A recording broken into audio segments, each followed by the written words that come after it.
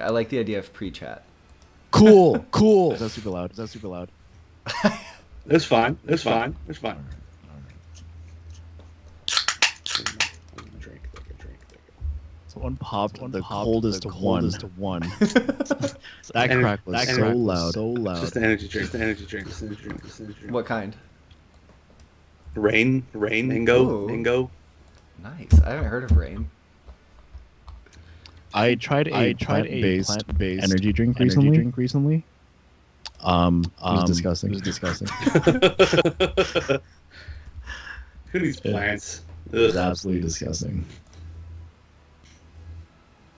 Are we live? I'm gonna open the stream. Yeah, we're live. We're totally live. Oh, we are. Oh, I'm trying to retweet your tweet if you tweeted. Well, I just retweeted my tweet and said we're live, which I know. I was like on Twitter recently, and a bunch of people were like, I would never be so embarrassing as such to retweet myself. And when I saw it, I felt like totally like, I know this is about me, but you just don't understand that I'm too lazy to retweet again. So I'm just like taking the easy way out. I do it all the time. I retweet my own stuff all the time, dude. Don't do that. What the hell? F that guy. I mean, I think there's a difference between like retweeting yourself for like the sake of a retweet or retweeting yourself because you post something and you want it to be rebumped. Yeah, like broadcast something. Okay, right? that's true. Yeah. It's business Twitter ethics. Yeah. You're not retweeting your own comment. This is true. Like ALLISTER over here. Yeah. All business Twitter is public Twitter. So. Oh, there's an echo, like I said. according to Renko. Okay, how would I fix an echo? Let's see. Am I echoing? Is that the problem? Dude, I don't even see your stream. What the hell? Oh, I see it now. I'm just kidding. Okay, I think I fixed Oh, it. do you have desktop audio? I did, but it was muted. So I don't think that's it. Let's see. Thank you. Hello. Is that fixed? Hey, what's up, everyone? We're just going to be chatting a little bit while we get things sorted out and all set for when we start. So thanks for coming in early. We'll hope to start within like 4 or 5 minutes, but I want to make sure that echo is fixed and everything. Because it has to be listenable. So we shall see. Can you guys talk real quick and we'll test the... Talk. 1, 2, 3, 4, 5, 6, 7. I'm just gonna 8, 9, 10. So, Evan. Yo. What do you think of my humble abode? It's amazing. I'm jealous. Mm-hmm. Like the sickest thing I've ever seen. Mutator, thank you for the raid of 21. Hello. So what if you have... Welcome to Burnside's Twitch channel. Why would... So it does sound like you guys are echoing really faintly. Do you have any idea what that could be, Evan? Well, what audio inputs do you have in OBS? Do you have... Okay. Just listen. I have your 2 NDI inputs. I have mine, which is my microphone. I have a VLC source for our background audio, and that's all. There's also on there is the desktop audio, but it's muted and set to the very bottom. Well, that's interesting. Why would there possibly be... Oh, maybe because we're all in the same call, you only need one of our audio sources. Maybe. Oh, interesting. Okay, wait. Maybe that... Oh, that's a good, clever idea. Okay, maybe that fixed it. Can you talk, and we'll see if it works. Sorry for getting it sorted out, y'all. Testing, 1, 2, 3, ABC, do, re, mi. So anyways, la. on this cabinet back here that you see, this is where I 5-0'd Tono-sama when I invited him over. Wow. Easy. Yeah, and pre-patch breaks in too. It was no big deal. Chill. You're flexing already enough that you've got the background. You don't need to like continue with the flexing. All right, I guess I don't need to mention that I used him at champ as well, but all right. Okay, I think that was it. I think it was the NDI audio is both of you, so hopefully that fixes it. Let me know. Oh, wait. Thank you again for the raid, Mutator. Yeah, thank you so much for the raid. As Brandon doesn't care. What? What? That's cool. I always care about... I- Mutator carries my streams. I was looking at the analytics. Without Mutator, I don't even have a stream. Because he raids me every time. So, like, without Mutator raids, it's just me. And Maya upstairs. And you two in the background listening because you're always kind. All right. Okay, wait. You're fired. We need to hire a mutator. I think we're ready as long as the audio sounds all good. Audio all good? I'm just going to double check because it would be a travesty if we did this and then the audio is all messed up. Okay, the audio is good. Are you good, Evan? I'm good. I'm Sick. chilling. Are you good, Alistair? Yes, sir. Amazing. Okay, so I guess let's get into it. Thank you so much, everyone, for coming to the Victory Road post-event show. This is going to be like more of an informal, just hangout discussion. We probably won't be looking at chat too much until the end, but feel free to please be active. We're so excited you're all here. I don't know if we need to do introductions. Do y'all think we need to do introductions? I don't think so. What do you? I think so, because this video is going to exist 100 years later, and these children who are watching now need to know. This is for the next generation following the Zoomers. Okay. Yes. So why don't we introduce each other? Oh, that's Okay. fun. That's a lot of pressure. That's a lot of pressure. Who chooses who, though? Who chooses who? It's like, okay, so it's like the who do you want, Evan? Oh, I don't know. I want to choose myself. Okay. I pass. Okay. I pass. I'll take last pick. Okay, I'm gonna go first then, and I'm gonna introduce Alistair. So, Oh, God. Alistair Singh, who can be found at twitch.tv/Alistair. Okay, wait, I have to turn these stream notifications off, and then we're actually gonna do it. Because I don't know where they're coming from. Can you hear them, or is it just me? So, I don't know how to turn them off in OBS. They'll be on other scenes, and they're just so. Oh no. I actually was listening to them the whole time that we were streaming VR4. I set mine up to be Nia, yelling really loud for some reason. So every single time somebody would follow, or whenever you all generously gifted subs, it was just like playing the sound loop over and over and over, and I couldn't hear anything except for Nia just yelling in my ear. So I don't have an answer for you. So, but that means that they probably can't hear it. It's not as simple as like turning off alert box. You know, I mean, you can try to go to Streamlabs or whatever it is and turn off your alert box and just stop it there. You know, like turn off the effect for followers. But it didn't work for me. I don't know why. Don't ask why. I don't know. Technology is too confusing. Okay, we're just gonna do it. Ranko, thank you so much for the sub. We're starting over. Welcome everyone to the Victory Road 4 post-event show. That was the cleanest introduction of all time. I'm Burnside, but I am here to introduce Alistair. Alistair is an original Pokken Tournament legend. All of you may know him from his numerous Pokken Tournament wins, such as SoCal Regionals, right when Pokken Tournament came out. Also, his endless top 8s and his mastery of characters like Mewtwo, Shadow Mewtwo, Suicune, Libre, Sceptile, Weavile, etc. He is sitting in front of some Pokken Tournament arcade cabs, a photo that he took himself. He is Mr. Pokken Tournament, and his passion for the game reigns supreme. And I feel like his reputation should precede him. If it does not in the future, I'm sorry. Wow. That was good. I feel like we need to have Burnside introduce all of us, right? Right. Like, how are either of us going to stand up to... Mine was going to be so simple, but there's all this pressure. Okay. Hey guys, it's all the kids watching the future. Right there, that man chilling in Blue Dome himself, Evan, better known as EGP Wonder Chef, commentator extraordinaire, super knowledgeable about the game. I can listen to this man talk about Pokken day and night, and OG Suicune himself, a hero to many, a fantastic player, and a great human being just to be around.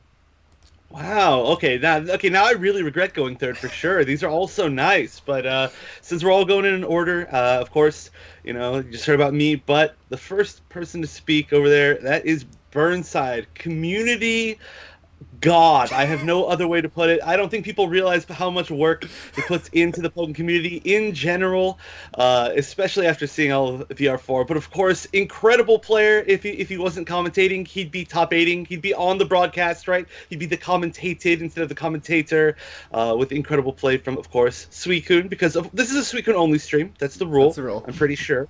We had to make sure that, you know, we can't play any other characters for the next week or so.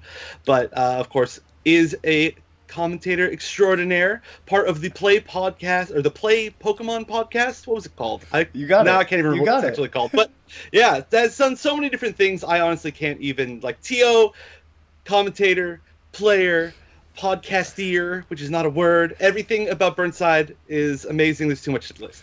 Y'all are too nice. I'm like blushing so much that I have to go fix the white balance on my camera. That was This was your idea. I was just excited to do it for other people. That was really, really kind. Also, I want to shout out. You just shouted out VR4, but I feel like I have to give you all the kudos for VR4 because the event really wouldn't have been possible without you. I don't think we would have streamed like it wouldn't have come together because the whole idea of this stream and doing something new, I think, is what excited me to like jump in and work towards it. And the fact that I knew because you were doing it, it was going to be like even more professional than I ever could have imagined. It's just super sick, and it made me so happy when I don't know when did we first start talking about this? Like right after the Players Cup? Players Cup. Yeah. Yeah, like literally like right at the end of it, and yeah, and I was like, I could stream it, and then I was like, wait, why did I say that? Do I know Because how we were to do all this? just so hyped after seeing that production value and quality that came from Players Cup, and then you were like, "Yeah, I can do this." Also, I just want to flex that I have a new PC. I know. You show off this processing power, and 100% dude, it turned out to be fantastic. You put in a lot of work for it, so thank you again. Well, it was really super fun. I got to learn a whole bunch about like video editing and stuff, and I got to watch a bunch of great Pokken. I mean, I can't tell you how many times I watched each of those matches when I was editing them, at least like chunks of them. So it was super sick, and I'm just glad that we got to. I mean, we talked about it a little bit earlier, but like there's no tournaments that you get to see every single match in the top 16 and in the top 8, right? Like that's a lot of matches.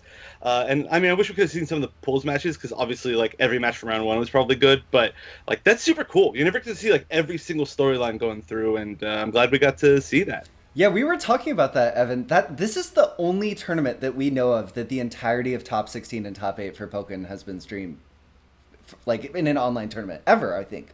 And someone in chat, please correct us if we're wrong. But if that is true, that would be a really cool piece of history for us to be able to know and remember. And I think it's a really awesome accomplishment of Evan and then also all of the players because we couldn't have done this without the amazing coordination of the community too. And also, I just want to take one more moment while we're talking about the stream to say those transitions were so sick. I hope you share all of your emotes in Yes. chat about how sick Evan's transitions were. This stream will not be as beautiful and high tech as that, but the first time I saw those, I was just like, oh. It was dope. I made those super early on. You remember? I was like, I could do this, and the first thing I ever did, I was like, I wonder if I can make like wipes in Resolve, and I did it, and I was like, oh, that looks pretty cool. And I was like, does that look cool? And so I asked everybody, and then I was like, okay, I'm just gonna build everything else off of this, and just hope that this is enough hype for the rest of the stream. And it was. Yeah, it was clean. It was super worth it. Okay, so a quick rundown for everyone who's in chat, just so you have a sense of what we're doing today. We're going to go from the top to the bottom. We're going to discuss runners-up a little bit. We're going to discuss the tournament generally to start before we get to runners-up. Then we're going to top 8 player by player. Then we're going to talk about like the bracket meta, how things felt. Then we're going to talk about Victory Road 4 generally. Then Pokken from here into the future. And then hopefully we'll have time for some chat Q&A at the end. But it should be a lot of fun to give you a sense. And I think we kind of are doing it already. So, but I made up a stupid name for it. So we're calling it Cheer Skills. What's your favorite moment of the whole tournament? Alistair's like... I know. Yeah, this is a first. You should go first because I need to think for sure at least. Okay, my favorite moment of the entire tournament in terms of gameplay is 100% the Shadowcat Wingtide rematch. I felt like when Shadowcat and Wingtide played in the Invitational, it was one of the most memorable sets of the summer. And I think because it was one of the most memorable sets of the summer, it'll just be one of the sets that sticks with me for a really long time. Like when I think back to last year, actually, one of the most memorable sets for me is Tonosama versus Shadowcat. And then it's really interesting, like now in 3v3.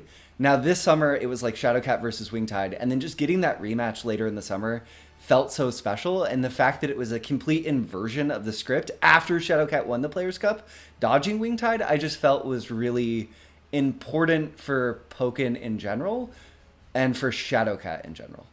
So that's my cheer skill. Hmm. Yeah, that's a really good one as far as like, just like storylines, I guess. But it's so hard to choose a favorite moment because there's like storylines, there's like actual like interesting moments as far as gameplay. There's like like personal like I want to see this player do really well. So I don't know, it's tough. I think for me, I'm gonna go a little bit less like storyline oriented, just since you already did yours, and I'm gonna do like actual moment that like was like the most memorable for me. Like if I immediately think back, it was probably combo air dashing over Reshiram startup and then landing the jump X, because definitely the first time I saw that was when we were doing the recording for it, and I was sitting there, watching the recording, and it happened, and I just went, "What?" I was literally like alone. Nobody can It hear me in was my room. I'm sick. just like, "What?" That was definitely a big one for me. So I'm gonna go with that in particular moment because I just never seen that before. Yeah, that was. For sure. That was an excellent moment. And anything with the combo really is so dope. Um, if I had to, dang, can I pick Yeah. two? Can I pick three? Okay, I'll narrow it down to two. There were just a lot, as you guys know. Um, of course, number one moment in the entire tournament, hands down, 200% of the people would agree, was when I got that sick clip against the Cloud. It was so dank on Joy-Cons. God damn. It was. Can you imagine against a Mega Mewtwo? You just duck, you have like 100 health left, you just duck, you called it out, and it worked, and you grabbed it. Like, wow, I haven't done that in a while. And because I was holding Joy-Cons, I just naturally clipped it. I didn't even think about it. It was no disrespect or anything. It was right there. The button was right there, and it happened. And then I baited that burst attack, and it was smooth. But if I were to be for real, other than that, Losers Finals. Losers Finals was my favorite because Tech versus Eclipse. If I were to be honest, I could see them making grand finals, but I wouldn't like put all my chips on the table for them, Yeah. And to see them duking it out to make it in grand finals, to see Shadowcat, it was so sick because I love the way these two play, because primarily they try to make the opponent play their game. And since both of them have that same initial like play style, it was so sick to watch. So it was really back and forth. I have so many thoughts about both those comments, but I'll start with the second one. And I totally agree with you. And I thought it's always cool when you end up with a set where no matter what, the outcome is going to be like more hype than you could imagine. Like sometimes you end up with a set where it's like, if this player wins, this is going to be really momentous. And that was one of the sets where no matter who won, it was going to be really momentous. And that's always so cool because you want both players to succeed. So you're like invested in the winner and the loser. I don't know. And also the clip was just so sick because it was one, so you, two, that's only ever gonna happen in an online event. So we got this like marquee moment that could only happen virtually, which I thought was really cool. And then you did it again on the on the jab. The jab string one was Yeah. even better.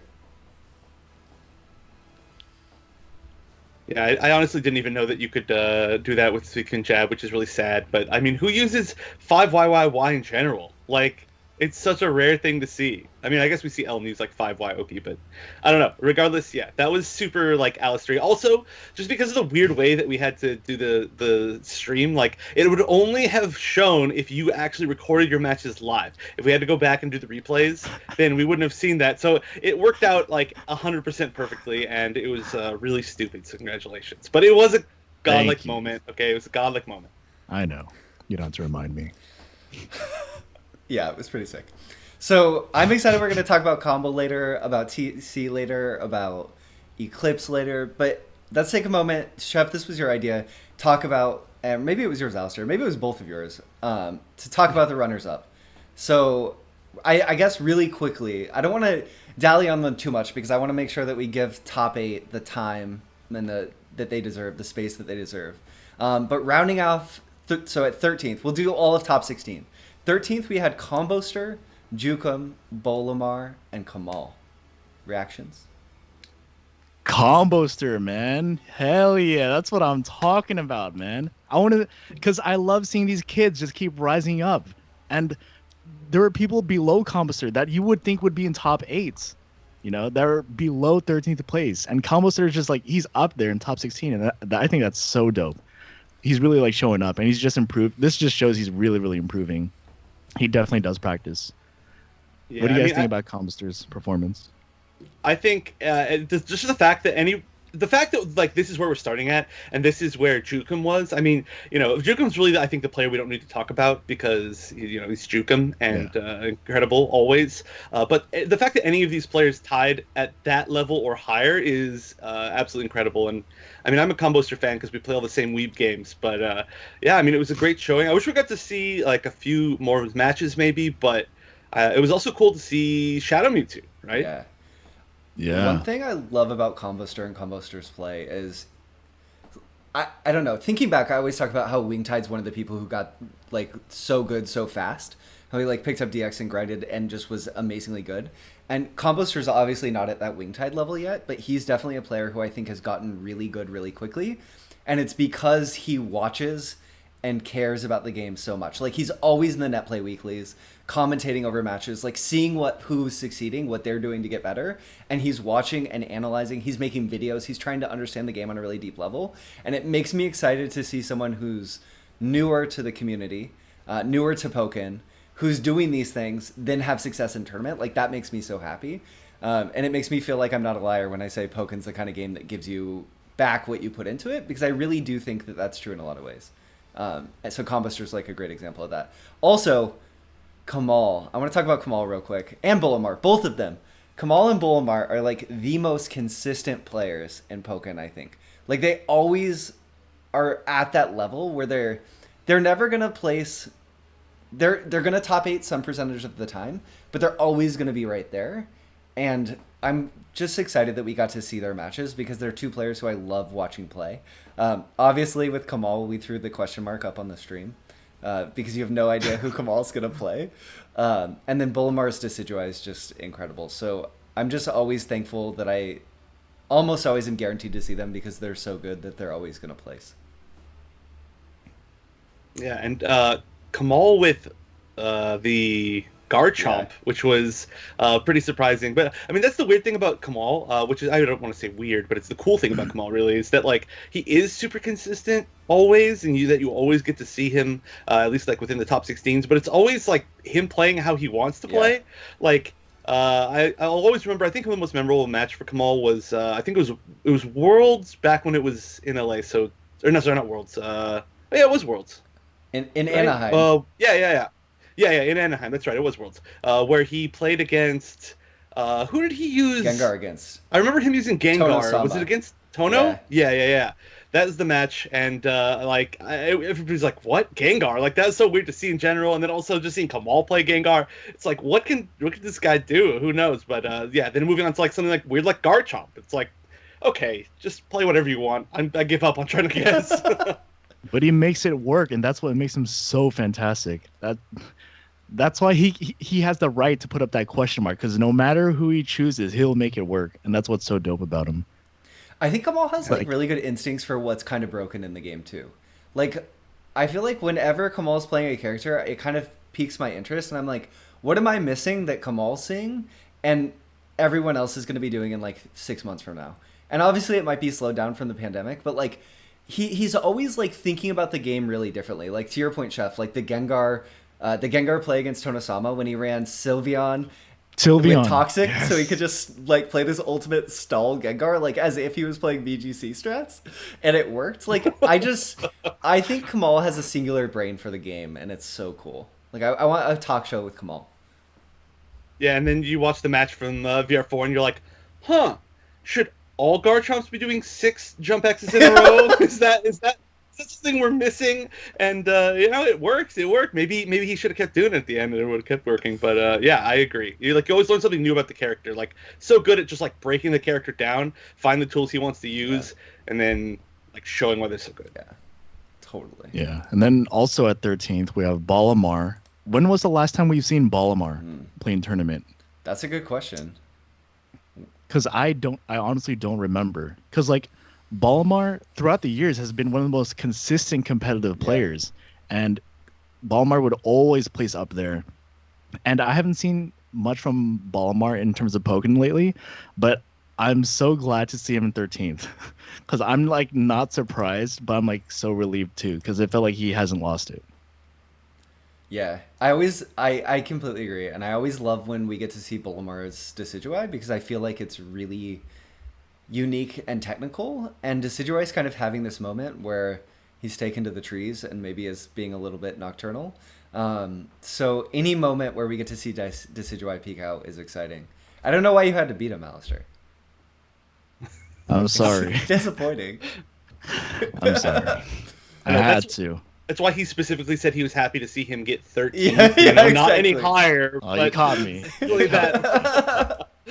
Okay. No, yeah, Oh, he had some great stuff. Like there was some really smart moments in there too, which really like showed off why he's so good. But I also think the last time we saw him was like Worlds yeah. LCQ, I believe.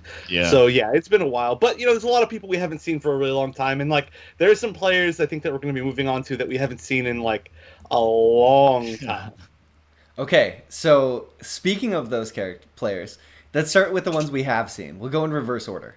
Kira and Soul Guitarist, getting ninth alongside Roxo. Three players who were pretty present this summer in different ways. Soul Guitarist, obviously, like this summer of Soul Guitarist. I said summer of Latios. Latios gets the support. Soul Guitarist gets the like, where did you come from and how are you still so good?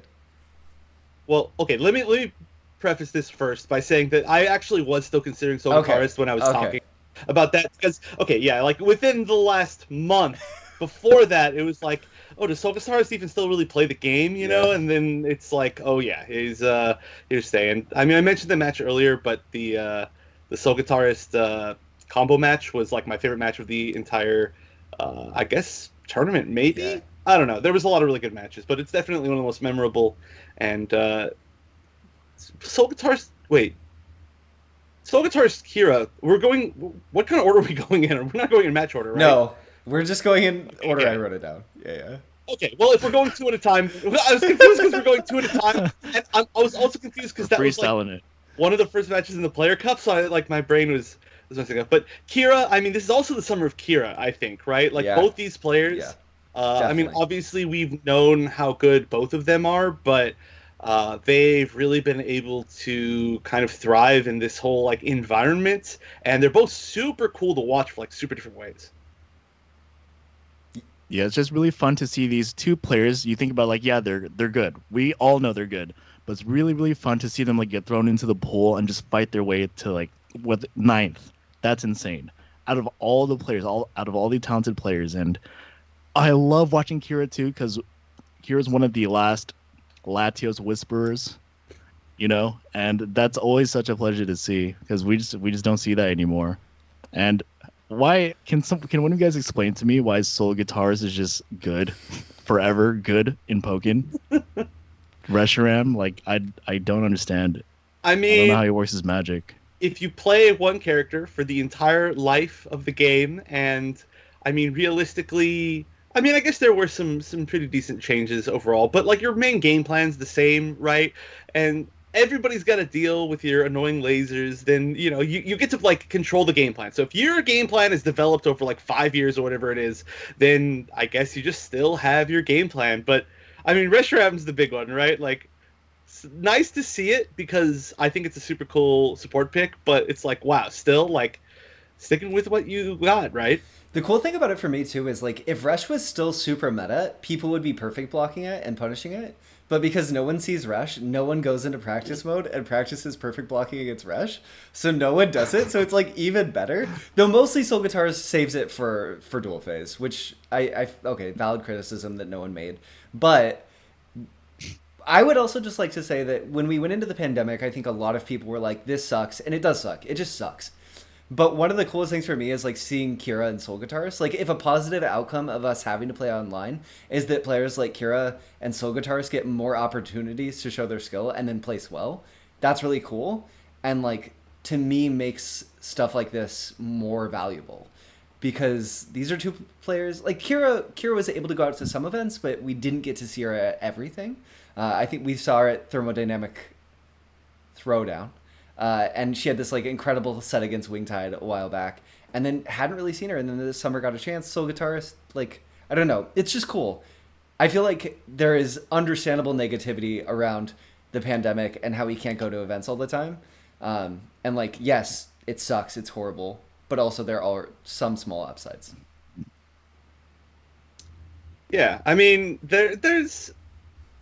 I think if we can learn one lesson from all of this, it's that even when there are ideally offline events and stuff Yeah. again, we should not stop doing stuff like Mm. this because I think being able to showcase some players who, don't get to travel a lot, which I mean would be myself, if I wasn't able to like commentate tournaments, like don't know what the last tournament I would have traveled to is, probably like I I literally have no idea, but we get to show off these players, and it really gets to like add a lot of context, I think, to when we do get offline events. Like like if we didn't get a chance to see Kira and Soul Guitarist and a lot of other players actually, then I'm sure we'll get to like some of them. But I mean, another one obviously would be like DD Light, seeing him still do super well this summer. Like if we didn't get to see that, and then we went to offline, and let's say we see like another like Libre player, we might not be able to like draw the same conclusions. We might not realize like, oh yeah, this isn't like or like there are other Libres out there still playing, still doing well. I mean, this license, I don't know. There's a lot of other. That was a terrible example, but you guys get the idea.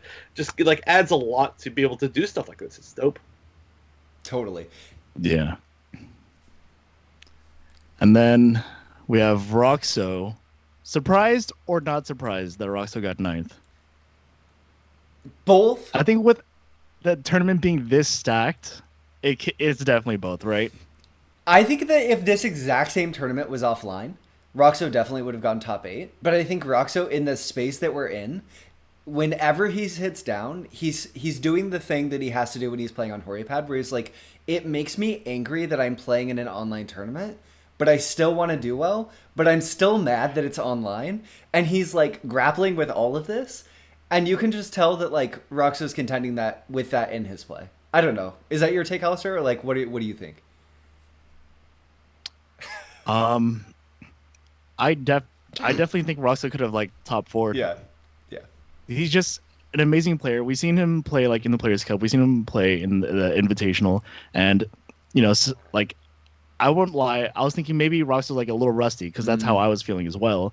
But no, he clearly showed up in all 3 events. So to see him get ninth, I'm like, okay, that's like the lowest I can imagine Yeah. getting in this tournament. I was Yeah. Go for it, Chef. Sorry. I was gonna say, yeah, he was really rusty, unlike you, who didn't show up in any of these events, right? Yeah, come on. Well, it was just the feeling of being rusty. We all get it. No, I'm just kidding. Yeah, I know what you're saying. But also, I mean, my thoughts are that, yeah, like he easily could have placed further. I mean, when you remember, he had the win against both of the people who beat him, aka Cloud and Wingtide, but he like dropped like one big thing at the end, like that the accidental release X instead of like with I have to assume 5X against Cloud to punish the Embryon. Embryon was extremely painful, and then the super sick like jab into command grab, jump back cancel into the dive kick to like bait out the 8X or whatever it was against Wingtide was so sick. And then he didn't get the combo, and either of those situations were a win for him. And obviously both those players made it super far. So yeah, he could have easily done really well. But also he was trying to style a lot, I think, especially against Wingtide. He was kind of playing a game of like, they were both kind of trying to be like the guy, right? Like with punishing the burst attack with 8X, stuff like that. Like it was like a lot of style, and maybe that was unnecessary. But yeah, I think he could have easily made top 4 higher. I feel bad I led the way I did because I feel like people maybe don't have the context of where I'm coming at when I talk about Roxo, and that's that I always, any tournament Roxo enters, I think it's a foregone conclusion that Roxo could win the tournament. He's just at that tier of player for me in my mind of like of Pokken tournament players in all of history. Roxo is that good, and he's had some big wins. He hasn't won a TPCI event, but he totally could have, right? Like of all the tournaments, he's been right there. He's gotten second at them. Roxo's just amazing, so I totally agree. And I agree, Evan. Both of them were like, I want to be that guy. And Roxo had an audience. Like he had True2, Ray, and Flegger watching him play because they were like social distance playing at the house. So Flegger also getting ninth, but I think the audience, maybe Roxo was playing for the small crew a little bit there. And then Flegger also a player, are rounding out our ninth, rounding out our top 16. Flecker is an incredible player who just like, we were talking about people who play the game their way. I feel like Flegger is like so much like a player shaped by Pokken. I think Flegger plays other fighting games, but I don't think Flegger would play Pokken the way he plays Pokken if it clearly wasn't like his favorite fighting game. Yeah, I mean, it was it. We haven't seen the kind of like classic Lucario. Well, first of all, we haven't seen any Lucarios for like a long time before we saw Daily Light show up again, right? But that was always like a big mystery to me because I mean, obviously, like one of the most solid characters in the game, even if you don't consider Lucario top tier, like it's just one of those characters where it's like you can kind of do, you could fight anybody, right? So I was surprised we hadn't seen more, and we got to see like the classic like burst oriented Lucario too, which I think is maybe not exactly how Daily Light plays. So it was really cool to see like two different over the summer. You know, it feels like we're not just talking about VR4 here, but you know, over the summer, seeing two different Lucario styles come back into like top play, and it was. I mean, also a really good example seeing it against Shadow Mewtwo because Shadow Mewtwo is like, I'm trying to burst, and Lucario's like, I don't care, my burst is scarier. Yeah, totally. And Burst Lucario is like the perfect counter to Shadow Mewtwo in a lot of ways, and I feel like that's so true, Evan, too. Like there really are those two fundamental schools: the Jirachi Kario school and the Eevee Kario school. And like Cross and Deity Light are so much Eevee Kario, and like Flegger, LCF, so much the Jirachi Kario. Pentau, totally the Eevee Kario. Toasty, Toasty, Toasty. Toasty's like the mid-range play all your characters the same. Yes, Lucario. exactly. Yeah. In a good way. Yeah. I trust me. I said it in a really great way. Yeah. But I agree. It was fun seeing that style come back because I think people forget how strong it can be and how oppressive it can be. Yeah, but then also, I mean, you get to see the exact like maybe potential weakness of it because he went down to Eclipse, right? That was I'm not making that up. Yes, I believe so. I'm yeah, checking, yeah. And when you run, you know, when you play a play style like that, playing against a weird character like Weavile, who like can obviously drain meter, but then also can like run away and try to time you out while you're in burst. Yeah. Weird stuff like that, like you know, it just shows maybe potential weakness or something like that. I don't know, just a thought. But regardless, it was cool to see Flegger for sure. You concentrate a lot of your power in 12 seconds of the game. Yeah. yeah. The rest of it, you just chill and try to get to that 12. Yeah.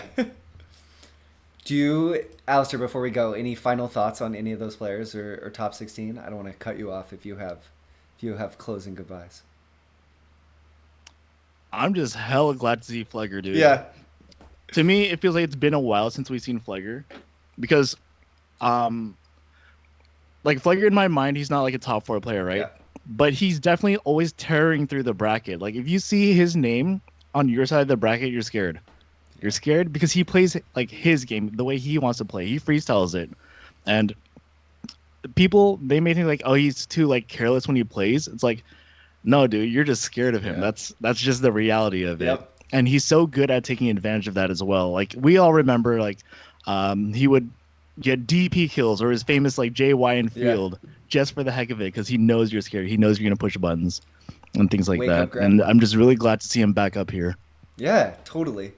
The wake up grab and having it like work. That's Mhm. like, and people make like, I feel like people like jest about that, but that's amazing. Like Flegger can condition you so much that you're gonna lose to wake up grab. Like get styled on. Like What a legendary right? Like moment. that's so sick. I will never Like forget that's that. being good at fighting games. When you know that you've conditioned someone so much that you can get away with the highway robbery of wake up throw. Like who are you, Flegger? It's sick. Your opponent, you made your opponent submit to you. That's how good you are. And Flegger, to your point too, like Flegger, I think we can count the number of people who beat Twixie in his prime on 2 hands probably. I would have to go back and do it. But Flegger's one of those people. And I think that epitomizes the Flegger can beat anyone. And that's why Flegger's scary. Yeah. Mm-hmm. So he definitely could have top 8'd here. But yeah, I'm so... There was a moment, I think, Chef, where both of us were like, oh, maybe we bit off more than we could chew. With like the whole tournament. Of just like, this is a lot. We're feeling like the world's crazy, work is busy, Poken's amazing, but like, did we bite it? Did we have 3 servings when we should have had 2.5? And watching top 16, I was like, no, this is top 16 had every right to be streamed, and it would have been a travesty if it wasn't. Yep. Yeah, like so worth every it. single match. Yeah. Yeah. It justifies every single time ever in like 2016. I was literally like on Twitter complaining and crying that we didn't get to see non-top 8 matches. And I felt like at some point in history, like looking back, I was like, oh, I was kind of being a baby about it. Like fighting game events or the resources are really split. It's like, no, Pokemon's sick. I want to see every single Pokemon set in a tournament I can see. I don't know. It's true. Like Pokemon is so sick. We've only talked about outside of top 8, and look how much time we spent with the most briefest of discussions. We can talk about it forever, and that's why I'm so thankful we were able to broadcast all of that.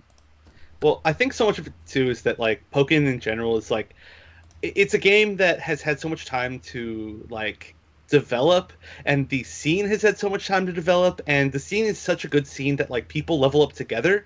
So it's something that I've seen in like some other games, or I've seen, I guess, more or less how it can develop within other scenes. And this is like the obviously like one of the best that I've ever seen as far as all of that all together. So everybody's good. I mean, you know, like I was saying, like I'm sad that we didn't get to see matches before top 16, which obviously would have been like impossible to get as many matches as we could. But like it's like the talent isn't just like, oh yeah, we're gonna see the same like 4 players doing really well every tournament. You know, it's gonna be like, it's not, we're gonna see the same 8 players. It's like we're gonna see like 30 people in every tournament that we love to see, and some of them are gonna be surprises, and all of their matches are gonna be good. So like, if there's any game that I think it's super sick to be able to see like a full top 16, it's this one for sure. Totally. It's so true. Like there's so many players who entered, like Vanny, that I would have loved to see matches streamed for. And there's so many sets of people, even day of, I was looking at like round 1, round 2, and I was like, oh, like how is this already happening? I don't know. You're so right. Like, yeah, like, everyone's good. Like my second match was me losing to Eclipse. Yeah, like exactly. How is that not shown on stream, right? It was such a crazy match. You versus Fabulous. Like, thank God you streamed the it. Suicune Ditto. Holy crap. That was legendary. That was so fun. It was so epic. Yeah. Okay, that's I take it back. That's my cheer skill. I literally see in the chat within the VR4 Discord, Fabi comes in and goes, Alistair, Suicune Ditto question mark? And you were like, oh, hell yeah. And you guys, you just agreed to it. Like, we're not doing a double blind pick. We're doing a double Northwind pick right here. And it was a 6 set. It was. It was last game, last round. It was so sick that, you know, there was that whole like highlight submission thing, so I can make the little highlight video, and somebody else submitted a clip from your stream to that. Like, damn, literally just, hell yeah. I didn't put it. I didn't want to put it. I don't know. It was a lot of. I'd have to figure out how to like just. I guess I just keep your face in there or something. But yeah, that's how sick it was, and I agree. It was a super dope moment. But I'm glad that you got to stream all of your matches, and I'm glad that a lot of the players that were in like even like top 8 and top 16 got to stream a lot of their matches. It was super sick. Yeah, it made it a really cool day of experience, I think, for people who could play and who couldn't play, which I really appreciated and loved. It was, you got like that little taste. It was like a good teaser, and then we made people wait. Not intentionally, but you know, they had to wait. Functionally, thanks Pokin. But yeah, it's super cool that people did that. And then like on to the top 8 matches. I feel like top 8 was just... Okay, we're all so excited to just talk about how awesome Pokken is, and I think could talk about how awesome most top 8s we've ever seen are for different reasons. And I don't want to like give a thesis to why I think this top 8 is sick, but in some ways I feel like what we said about the Players' Cup and how it encompassed like all these different parts of Pokken history could be said about this top 8 too. And maybe that's just a testament to where we are in general right now. I don't know. Yeah, I mean, it is a lot very similar, but I mean, I don't know. I mean, Players' Cup, it was really hard because that was such a, like a literal like example of that. And I mean, I think this was in a good way too, but there was like a lot of other storylines in this one as well. I mean, my favorite storyline, which I think we talked about a lot, is just that like there were a lot of players that maybe you would have expected to see in the top 16 that you wouldn't have expected to see in the top 8 or, you know, within even like the top 4, which, I mean, I guess pretty literally I'm talking about TEC and Eclipse, who obviously are amazing players, but I think this was a tournament for them that was like, I don't want to say breakout tournament, but like a real like statement. There we go. That works. Yeah, definitely a statement. They definitely have some status now. Like everyone is watching out for them no matter what now after this tournament. I think it's incredible that TEC has only ever not top aided one tournament he entered, and that was literally his very first offline tournament, Eye of the Storm 1. That's the only tournament he's ever entered. Ever. A tournament period that he hasn't top aided. I think that's incredible. But we got to start. Let's do reverse order. So I'm going to take us all the way back to players who tied for 7th. So let's start with Cloud, M2 Cloud. What do y'all think of Cloud's performance? The kid's good. Oh. The kid's good because so when Cloud started making waves, right? Me and many other players were thinking like, okay, this kid's really good, but we primarily saw him as the Twitter tech guy, the one who's posting all this optimal stuff, all these like great routes, these combo routes, these resets, the chip setups, everything, right? And we're just like, wow, this is really awesome because this was us like a few years ago. This was us posting this all this tech, that we were so motivated to lab and discover new stuff and just post it and show it off. And I missed that feeling so much. I miss it so much when we were all like having that drive to do it. But then just seeing Cloud come out of nowhere and just do it, I'm like, where's this kid even from? What? He's not even from North America? What, Europe? And he's showing me this optimal Mewtwo combo. I've been playing Mewtwo for 3 years, and I didn't even know this combo existed. And he's just like teaching everyone a lot. And just for him to start getting like top 8 in tournaments just speaks volumes. Yeah, I mean, I totally know what you mean, especially like the first part you're talking about like honestly, it just feels like everyday Cloud just gets on and it's like, okay, what new tech am I going to make today? And just decides and then just posts it and is like, oh, here's a Twitter clip of, like a, like an option select that nobody knew was possible or like a situation that's like unavoidable and that's pretty cool. And then it's just like, okay, and then just make another and then make another and then the next day you make 2 more and it's like, Cloud makes me feel old, man, because I used to like do that for like games, right? Like I used to go and I'd be like, oh yeah, like I'm so cool, I'm making so much tech, I'm like finding like new B&Bs, new optimals, and then like nowadays it's like I do nothing and I see Cloud doing it and I'm like, oh my god, my prime has passed. He found a 330 damage scissor combo today. It's like the sickest scissor combo I've ever seen. And like the second I saw it, I was like, oh my gosh, he did it. And like the way that Cloud makes combos, like for me, the coolest thing about combo making, especially at this age in a game, is when you do it, everyone's like, how did we not think of this? But like, that's the magic of it, is like you thought of it and no one else did. And Cloud's done that a bunch. In a game that most people, I think, would have said the combo pass were fully developed. Like there's a lot of things about the game that we would have said weren't fully developed and about like that the players could work on, but I think we would have said, even for some of the characters Cloud's been working on, like, no, these characters are fully explored. Like you can focus elsewhere. And Cloud also, I feel like Cloud also has focus elsewhere. Like his fundamentals as a fighting game player in general are really good. Like Cloud can play at least 3, and I think more than 3 characters. Garchomp, that was a huge surprise. His Garchomp's amazing. I think his Garchomp is incredible. Like, definitely one of the best Garchomps right now, period. It's really good. Like, we haven't even seen as much as I think we deserve to see of it. His Blastoise is really good. He constantly is showing off stuff that other people haven't. And then he, like, got good at the game playing Mewtwo. So he has this foundation of, like, fighting game fundamentals that's just really strong. So that's scary. Like, back when, Alistair, you were talking about the old days when, like, Pokentech was like hyper active and everyone was posting, and like I'm gonna be honest, a lot of the people who are good now are significantly better than we were. That wasn't even as honest as I should be. We kind of sucked at fighting games. Like we were good at Pokken, but like I speaking for myself, like real bad at fighting games, and I'm still like not even that good at fighting games. I'm just like pretty good at Suicune, but like Cloud's good at fighting games. Like, the way he plays Pokken, you can tell he's just, like, playing to control space, thinking about the size of his buttons and putting them in spaces to control space. And that is why everyone should be afraid of him. Not because he has, like, found all this tech, which is really cool, but because, like, his fundamentals are scary. And if this is how good he is now, what's he going to be like when you roll up to a station offline and, like, get washed by him in 2 years? And you know what's so funny? Does he even know this? Is he even aware of how good he's gotten? Like, he's scary good now, right? And I every time when I see new tech, and it's something amazing. I'm not impressed because I knew this is something I would expect from Cloud. If I see him top 8, this is something I expect from Cloud now, you Yeah. know? Like I'm no longer impressed. I'm like, yeah, Cloud's he's sitting up there now. He's pretty good. He's pretty And good. part of that is these online tournaments. Without that, we wouldn't be able to say that about Cloud. But he's top aided every single community online event. So that's really impressive consistency. I said it on broadcast, so I don't want to dally on it, but like no one else can claim that, and that's really cool.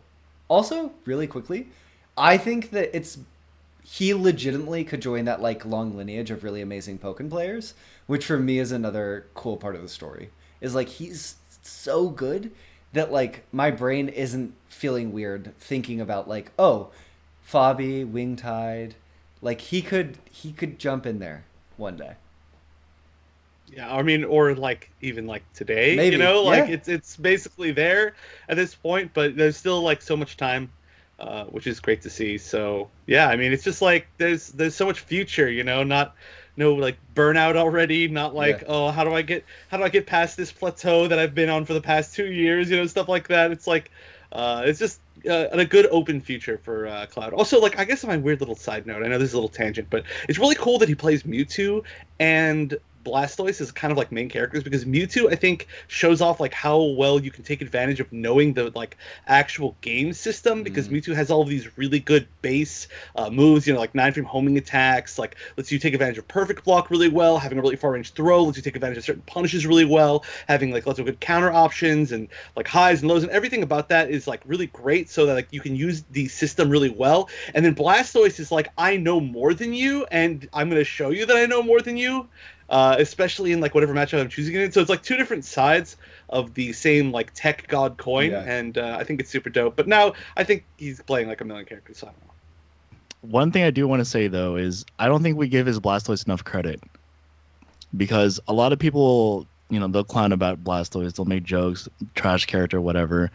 Um, yeah, I'll watch Cloud beat everyone's ass with Blastoise. Real talk, Yeah. real talk. I'll be honest with you guys. When Cloud and I faced each other in top 8, he whipped out his Garchomp. I'm like, I don't really care, no big deal. I trained with the Roxo for like many years. Like I know this matchup in and out, and I beat him. And then I was scared to death that he would bring out his Blastoise. But when he whipped out his Mewtwo, I was like, oh, thank God. Because if it was a Blastoise, I think I would have lost. That's how good his Blastoise is. He knows everything about that character. The cool thing to me about the Blasters too is he like one thing about Cloud and some of the like newer players is they don't have any of the preconceived notions about anything. They come at the game totally fresh. And like even with Blastoise, I feel like Cloud has just come at that character from a totally fresh perspective. It's like, yeah, why couldn't you just tech throws with Bubble? Like why can't I use JA to tech throws? And does it. And like, oh yeah, why couldn't I sit at like 5 meters away from you and like instant jump Bubble and keep pressure? And what are you gonna do about it? Is like, I don't know. I just think that I completely agree, Alistair. Like his Blastoise is really good, and to your point too, Evan. Like it takes the technical Mewtwo stuff for like his Oki game. Like Water Spout Oki is broken. I will find a way to abuse that and make it broken. And then also I have so many mix-ups that I'm just gonna persistently put you in uncomfortable situations. I don't know. Cloud's a really cool player. I bet we could talk for the next hour about Cloud, but we should move on because this next player is amazing too. So Cloud got 7th, and tied with 7th with Cloud was Combo, the Blaziken Lord, day 1, Texas combo. And can you guys first tell us, like, how did Combo do in the previous tournaments? Oh, in the previous Victory Roads? Yeah. Or, rather, was a Players' Cup. I actually have no idea. So Combo got 9th in the Players' Cup. Oh, really? Yeah. And then Insane. And then his last tournament before that was Eye of the Storm 2, which he top 8'd. So Combo's like... How? Combo's good. Combo How? is so No, good. how? Combo's like... No, it's beyond good. Like, how? Well... You can be good, but him, like, we don't see know. him. And he just comes out of nowhere and just tops 8 or gets 9th or whatever. And who does he even beat? Like, what was his bracket like? He just makes it happen. Yeah. I don't know how to explain it. Literally beating Solidars, too. I feel like that's such a big moment because... Yeah, that That was humongous, and I see why that was your favorite, one of your favorite moments too. That's insane. Any Blaziken beating a Chandelure online and Soul Guitars on top of that, who showed us like a strong showing as well from the previous tournament. That's insane. And who's the only one who can do it? Combo. Yeah, I mean that was by far my match of the entire tournament. I mean, honestly, great play from both players, which is why it was my match of the tournament and why it went down to the wire. But I mean, you saw, since we're specifically talking about Combo, you saw Combo in that match and in the matchup against Kamal be in situations that were super hopeless looking, and then would just like find a way back in. You know, would just like manage meter well, get a burst, use the move speed and field, get a few opportunities, and you know, just like get like a. I mean, I think twice we saw like JA get like a huge amount of damage to close out rounds, and just like the perfect patience, which is honestly, I think I mean, this is kind of a bold claim, obviously, but I think Blaziken is one of the least developed, one of the most underdeveloped characters in the entire game.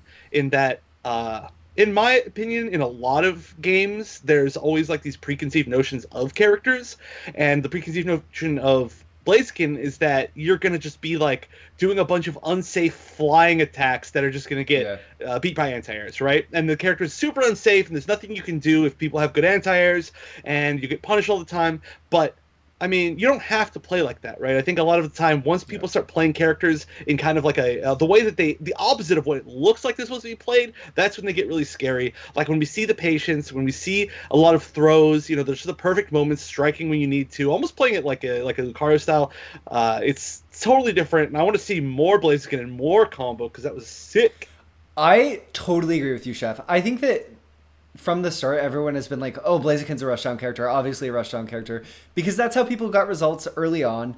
And then, like, his counterattack kind of sucked, and everyone who was getting results was using counterattack really well, like, in the early days. It was like, oh, Blaziken sucks, his counterattack sucks, he has no armor, this character's not even, like, viable, like, why would you use him?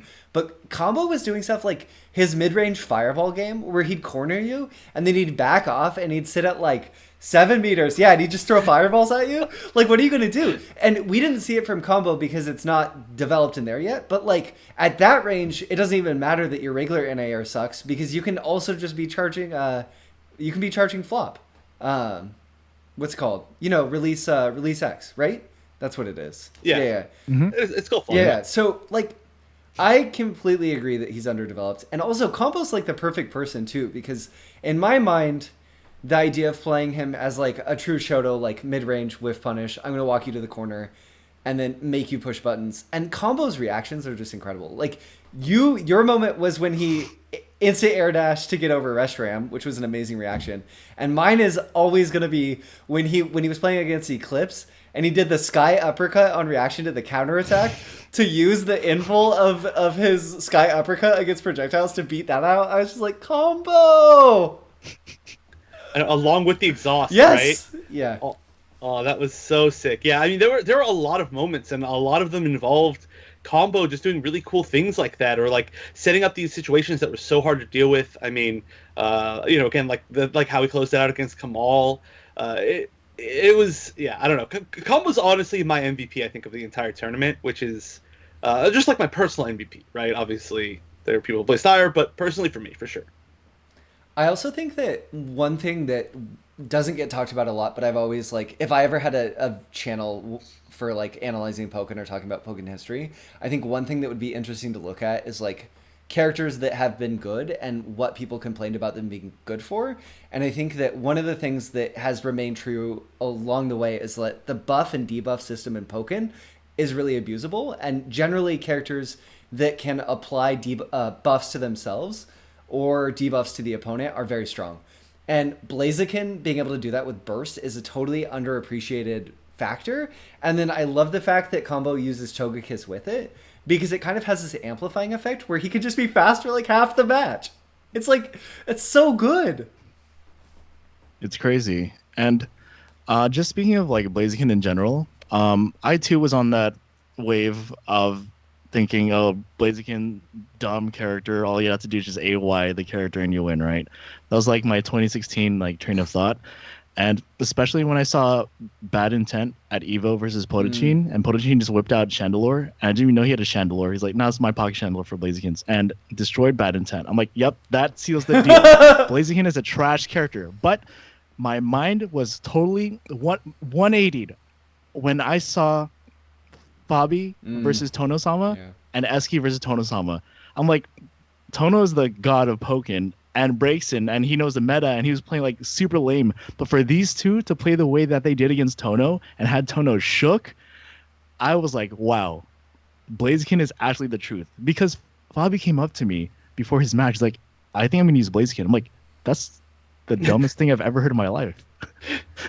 Are you serious? He's like, yeah, because you can just like backline field. Yeah. I'm like, that's it? He's like, yeah. And once I show it to him, like he'll be scared of it, and then I'll win. I'm like, oh my god. And then he was up there doing it. He was up there doing it, and that changed my mind, because never did I ever think Blaziken could like make breaks and scared, and that just made me rethink Blaziken forever. And I always gave respect to Blaziken, and I want everyone watching this to just start rethinking all of your characters, especially Blaziken, because that character is much more than you think. He has some, and that's why I really appreciate Combo pushing Blaziken still. And he's just showing us, like you mentioned, just like Sky uppercutting Weavell's counter. We forgot that exists, and he did it on a whim. Yeah. So he's an amazing player. Blaziken's definitely the kind of character where you have to think about the game differently, because Blaziken has tools that are designed differently than a lot of other characters, just the way that his stuff works. So I really appreciate seeing Combo show us that Blaziken can be good, and Combo's really good. And I want to see more from Combo. Combo's like another one of those people who makes me so happy that we had this event so he could enter it and do well and show the world how good he still is. Truly. Last thing about Combo. So we all know he's a solo Blaziken. If he were to pick up a secondary, who do you think he would pick up? Or even who do you think would be beneficial? I think he'd be super good with Mewtwo. I know it's a weird one, kind of. Yeah, but I mean, so much of... I mean, honestly, in this weird way, so much of how I see Combo play is...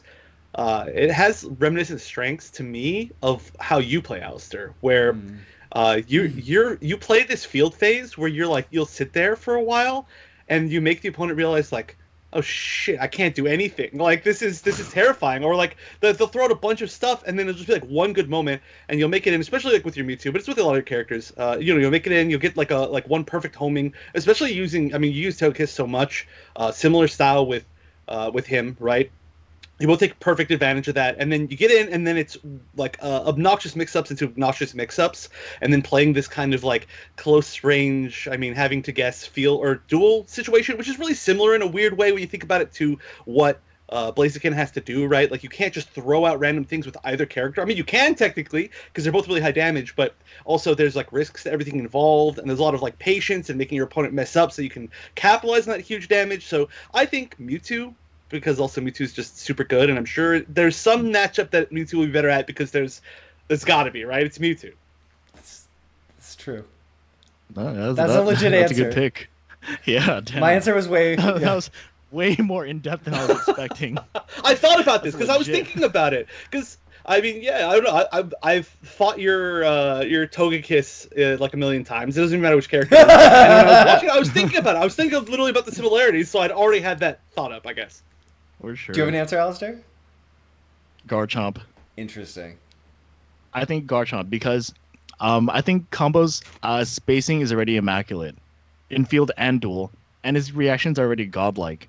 I'm ready to argue and battle anyone saying Combo's in the top percentile in terms of reaction time. And with Garchomp being like a threat, when you're playing against Garchomp, you auto back to the wall. Blaziken can like kind of do that, right? But you have to play the right cards. But then Garchomp automatically does that, and with Garchomp's high health pool and Combo just being able to bend your will, I think it's a perfect character for him. Okay, my mind went to Garchomp. It didn't go to Mewtwo, and I think Evan's answer is better, so Evan's winning on that answer. But my character, hear me out, Empoleon. Stop. Stop. That's all I'm gonna say. Let's hear it like a little. I think Combo having access to the move, I think Combo's movement is really unique, and Blaziken's movement is really unique as a character. So I think having access to Empoleon would allow Combo to explore that movement in a really unique way, in the way Jukum has. He has an incredible whiff punish tool in the form of Aqua Jet, and I think he'd get really good at like using Defog and all the other unique tools that Empoleon has that people say suck in effective ways, in a similar way he has with Blaziken. But I definitely don't want him to pick Empoleon. Definitely pick up, if you're Combo, if you're listening, definitely pick up Mewtwo or Garchomp. Do not pick up Empoleon, please. He was talking about the movement because he was still reminiscing the instant air dash over Reshiram. But yeah, congratulations again to Combo and Cloud for breaking into top 8. Yeah, amazing job placing 7th. And you shouldn't even... 7th is a huge accomplishment in this tournament. So, the company that is at 5th, also pretty incredible. So, starting with Wingtide. Wingtide, I think a lot of people expected to win this tournament. I think Wingtide expected Wingtide to win this tournament. And I think going into the event, it's tough to bet on someone beating Wingtide when he beat Shadowcat as strong as he did earlier in the summer. He just looked like the person to beat, even though Shadowcat won the Players' Cup in a lot of ways, I think. Like the whole year leading up to quarantine, when Wingtide was traveling, really was looming over the last 8 months in a lot of ways. He stopped traveling, and then it just like his shadow was long. And I think that it stretched all the way to Victory Road 4. And he still did incredible in this tournament. But I think in a lot of ways met his match with players who sort of... Well, I don't know. I think he met his match in 2 different ways. Shadowcat clearly prepared. Shadowcat clearly lost and went, how do I beat this Aegislash? And like labbed the hell out of the matchup and was just ready. And then Eclipse is a whole other can of worms. So choose your own adventure. Yeah, which road are we going down? Yeah, I mean, it's so weird because, this is obviously the point where we're supposed to talk about Wingtide, but I don't feel like, personally, Wingtide played either better or worse than usual. It was very much the run-of-the-mill, Wingtide is incredibly good, and that's it, period. But, really, we just have to talk about the players who beat Wingtide, which, I mean, there's so much to talk about them and how they played. So, I almost want to, skip over this. My main takeaway here is that Wingtide continues to stay super consistent in placing top. So I don't know. But there's a lot I want to talk about the players who beat him. Yeah, Wingtide always plays well, and the same thing happened this tournament. He played extremely well. I didn't really see any lacking Wingtide at all. He just played his usual Wingtide, and he did really good. And 5th in this tournament is really, really good. And just like you mentioned, the opponents he lost to, they just were godlike. They just played out of their mind that tournament. And what do you guys think is the biggest difference between Wingtide's Aegislash and his Machamp? He grabs more with Aegislash. I mean, non-grappler character. It's true, though. It's true. I mean, you see, just a few grabs, and even still, there's not that many grabs with Machamp. It's a lot of submissions that he's kind of going for funsies. But then Aegislash, you'll see just a ridiculous amount of grabs. But I don't know. I don't know exactly how to answer that question. Let me keep thinking. Well, can you blame him? Once you get an attack buff, a self-attack buff, how can you not grab? I know. It's so hard not to. That stupid clip of me in all the Players' Cup intros of me yelling about damage was about a rage attack buff grab from an Aegislash. So yeah, I get it. Trust me. Over 144 damage. So good. I'm getting it on a t-shirt one day. Same. I think the biggest difference is that his Aegislash, he gets to play offensively no matter where he is on the screen, and when he plays Machamp, by nature and design of the character, he has to play defensively until he gets in your face, and then he goes ham. Whereas with Aegislash, it's all about, he just gets to condition you permanently, and you can't not be in his face. It's the perfect... I get why he picked up Aegislash and why he's so good with him, because he's the type of character you have to approach. And Wingtide, when you're next to him, is just terrifying. And if you're not next to Aegislash, you're probably making a mistake. If you're next to Aegislash, you're probably making a mistake. So it's just like the perfect character. And I also think that Wingtide getting access to parry, like just the way that he uses parry, it's similar to how he'll integrate JX with Machamp. And I think Wingtide is a character who's drawn to, I'm going to mix you up on all three corners of the attack triangle really consistently to the point that I break your brain and you're just sad and you can't play anymore, and then I'll beat you. And I like, and both the characters let him do that in different ways. Yeah. Well, actually, do you have any more thoughts on this? Because I was going to kind of switch topics really quick, but did you have an answer, Alistair? So I watched a lot of Wingtide, like all of us, have, and these are the two characters we see him play most. He started with Garchomp, but now we just see Aegislash and Machamp, and I think this is truly how I feel, especially as like a player up there as well, along with him. When he whips out Aegislash, he's asking his opponent, "Okay, let's see how well you know Pokken." And then when he picks Machamp, he's like, "All right, let's see how well you know how to fight against me." Yeah. Because when he picks up Machamp, you're playing Wingtide's game no matter what. You can try to zone him out or run away as much as you want, but once you guys are there face to face, you're playing his game. And then with Aegislash, he's like testing your knowledge, he's spacing you, he's trying to beat you in some quick RPS and doing the long-term conditioning. He's really trying to like push Pokken on you. But I think with Machamp, it's just all Wingtide. Like he doesn't care about the rules anymore. Yeah, it's.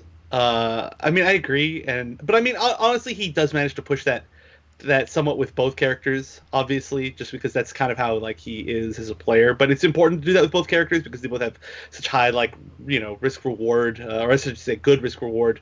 Unlike, for example, the throws that we're talking about. But I'm surprised that those are kind of his main characters. Honestly, I feel like there's got to be I mean, for instance, like when we did see 3v3, we saw his Libre, and his Libre was looking pretty sick. I'm just surprised that we don't see anything more out of him because they are weird characters, right? In a weird way to have them just be your main two. Totally. And we've seen him dabble in other characters. Like like you said, the Libre, and Libre is an amazing fit for him. We've seen the Mewtwo. I think Mewtwo makes a lot of sense for him. Charizard even. I think that it's honestly, for Wingtide, it's like these characters work so well and no one's cracked this nut. Like, until they do, why should I invest in someone else? Yeah, that's true. And actually that brings me to the point that I wanted to make, moving on past the characters, is that I'm curious if we're going to start seeing a trend. So I have noticed that in a lot of like competitive anythings, there tend to be every once in a while like certain players where you can't gimmick them out. You can't get lucky against them. And so the only way to really defeat them is to I don't know exactly how to describe it, but they're like sort of like this like summit that you have to overcome. And the only way that you beat them is by somehow finding a way to like unlock more of your own like potential, and it really like boosts you up if you beat them, right? Yeah. So like for instance, we saw how he played against Shadowcat in the Players Cup Invitational, and it was dominant. It was not good. Then they played that first to 5 where the Shadowcat streamed afterwards just to see how that was going to go. Wingtide won again, but Shadowcat playing today was like, I mean, it's ridiculous to say, or not today, sorry, at VR4 was like a totally different Shadowcat. It was like another level with that breaks in. And we saw like that from him. We saw when Fabi defeated him in the Players Cup finals. That was like incredible, like perfect play from Fabi, like a next level of that. We saw the same thing from Eclipse in VR4. So like maybe he's that player that like will be the one that like if you overcome him, you break through another barrier. He's just gonna like, because he's there, everybody else is gonna level up if they can beat him. I think that's totally. I really love that reading, and I totally think that that's possible. And I think it's because for two reasons. One, Wingtide's just so incredible, right? That like physically to beat him, you have to get that good. And then two, like Wingtide's the kind of player that's so good that like, I don't know how to put this. All losses feel differently. And most losses, if you care and you're really invested, hurt and you remember them, but I think a loss to Wingtide, as someone who has lost to Wingtide, Wingtide's actually the last person I lost to in tournament, sticks with you. And he really forces you to think about the decisions you make and to own the mistakes in your choices. So I think that the way in which Wingtide beats you forces that self-reflection. And I think Shadowcat Chef totally like went back and was like, okay, I thought that I was at this level and I have been shown I'm not, but I'm going to get there. Also, I mean, quick side note. First of all, great thought. But you did enter that online local, right? Oh, that's true. Yeah. Yeah. But offline. Yeah. I didn't lose in it. agreed. Though. Really? Wait. I thought you lost. I thought you like reset or something. No. Or I think I don't know. Maybe I'm wrong. Maybe I'm wrong. Well, okay. Tech did reset the bracket. Wait, did he? Or I don't remember. I don't know.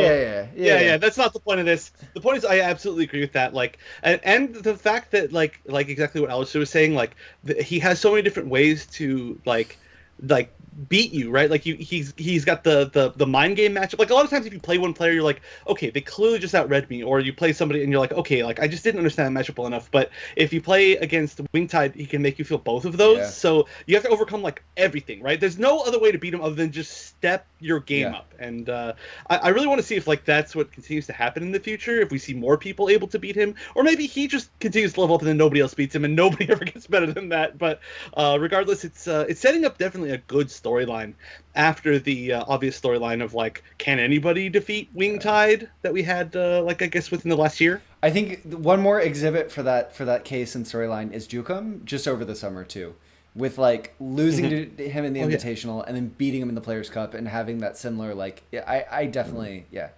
that's a strong, but I feel like we've said a lot about Wingtide, and I agree that we will say more about Wingtide in the future. So I want to take a moment to celebrate the other player who got fifth.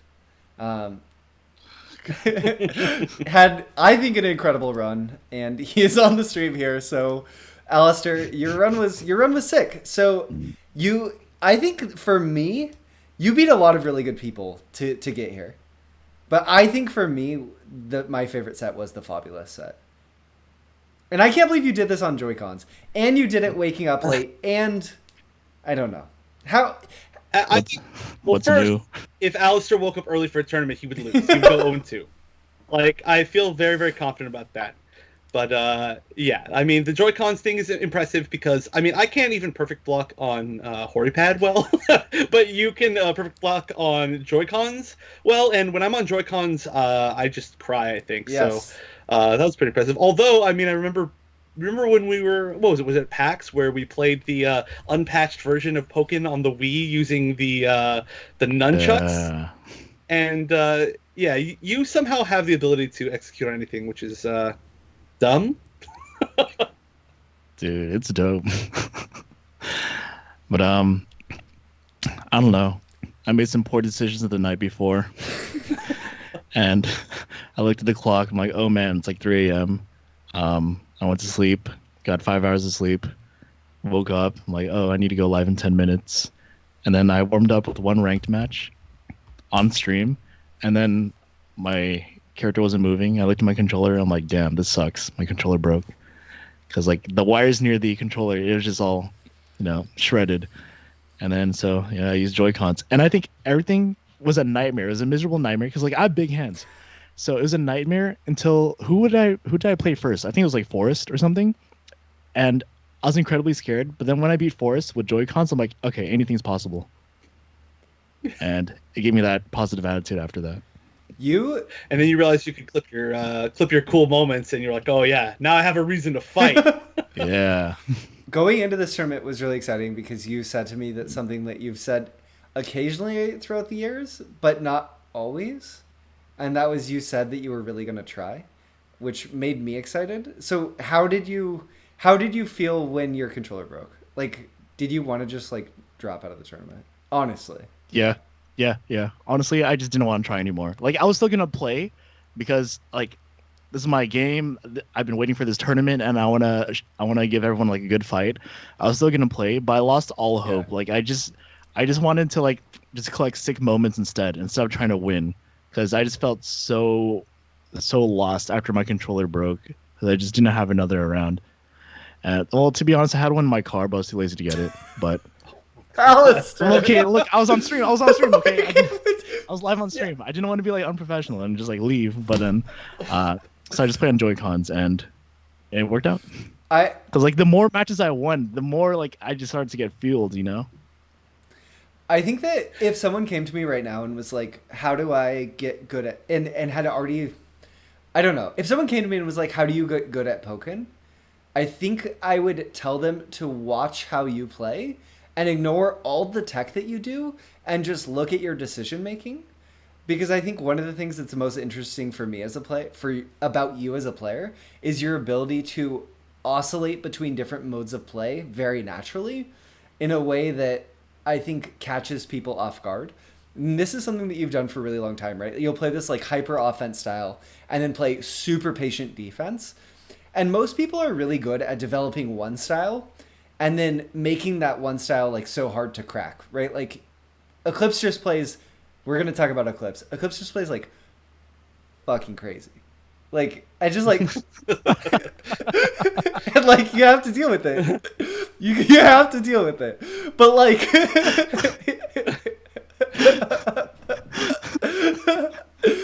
but you like you can turn the switch on and off so much, and I think that is one of your like perfect blocking aside, mastery of the mechanics of the game aside, that is one of your greatest assets of a player as a player. And I'm always so excited to see you play. I think that really came out in you versus Cloud too, and that's something that makes you such a threat against people who maybe you haven't played as much. So you'll figure out one style, and then you can completely like a stance change character, right? Like just switch forms. You got to fight the new version. Yeah, like the only way to describe it is like you'll be playing against Alistair, and then Alistair will make like a really like ridiculous read, and you're like, man, that's dumb, that's dumb. And then you'll go for a really good read back, and then he'll just like walk back and whiff punish it, and you're like, man, I'm dumb.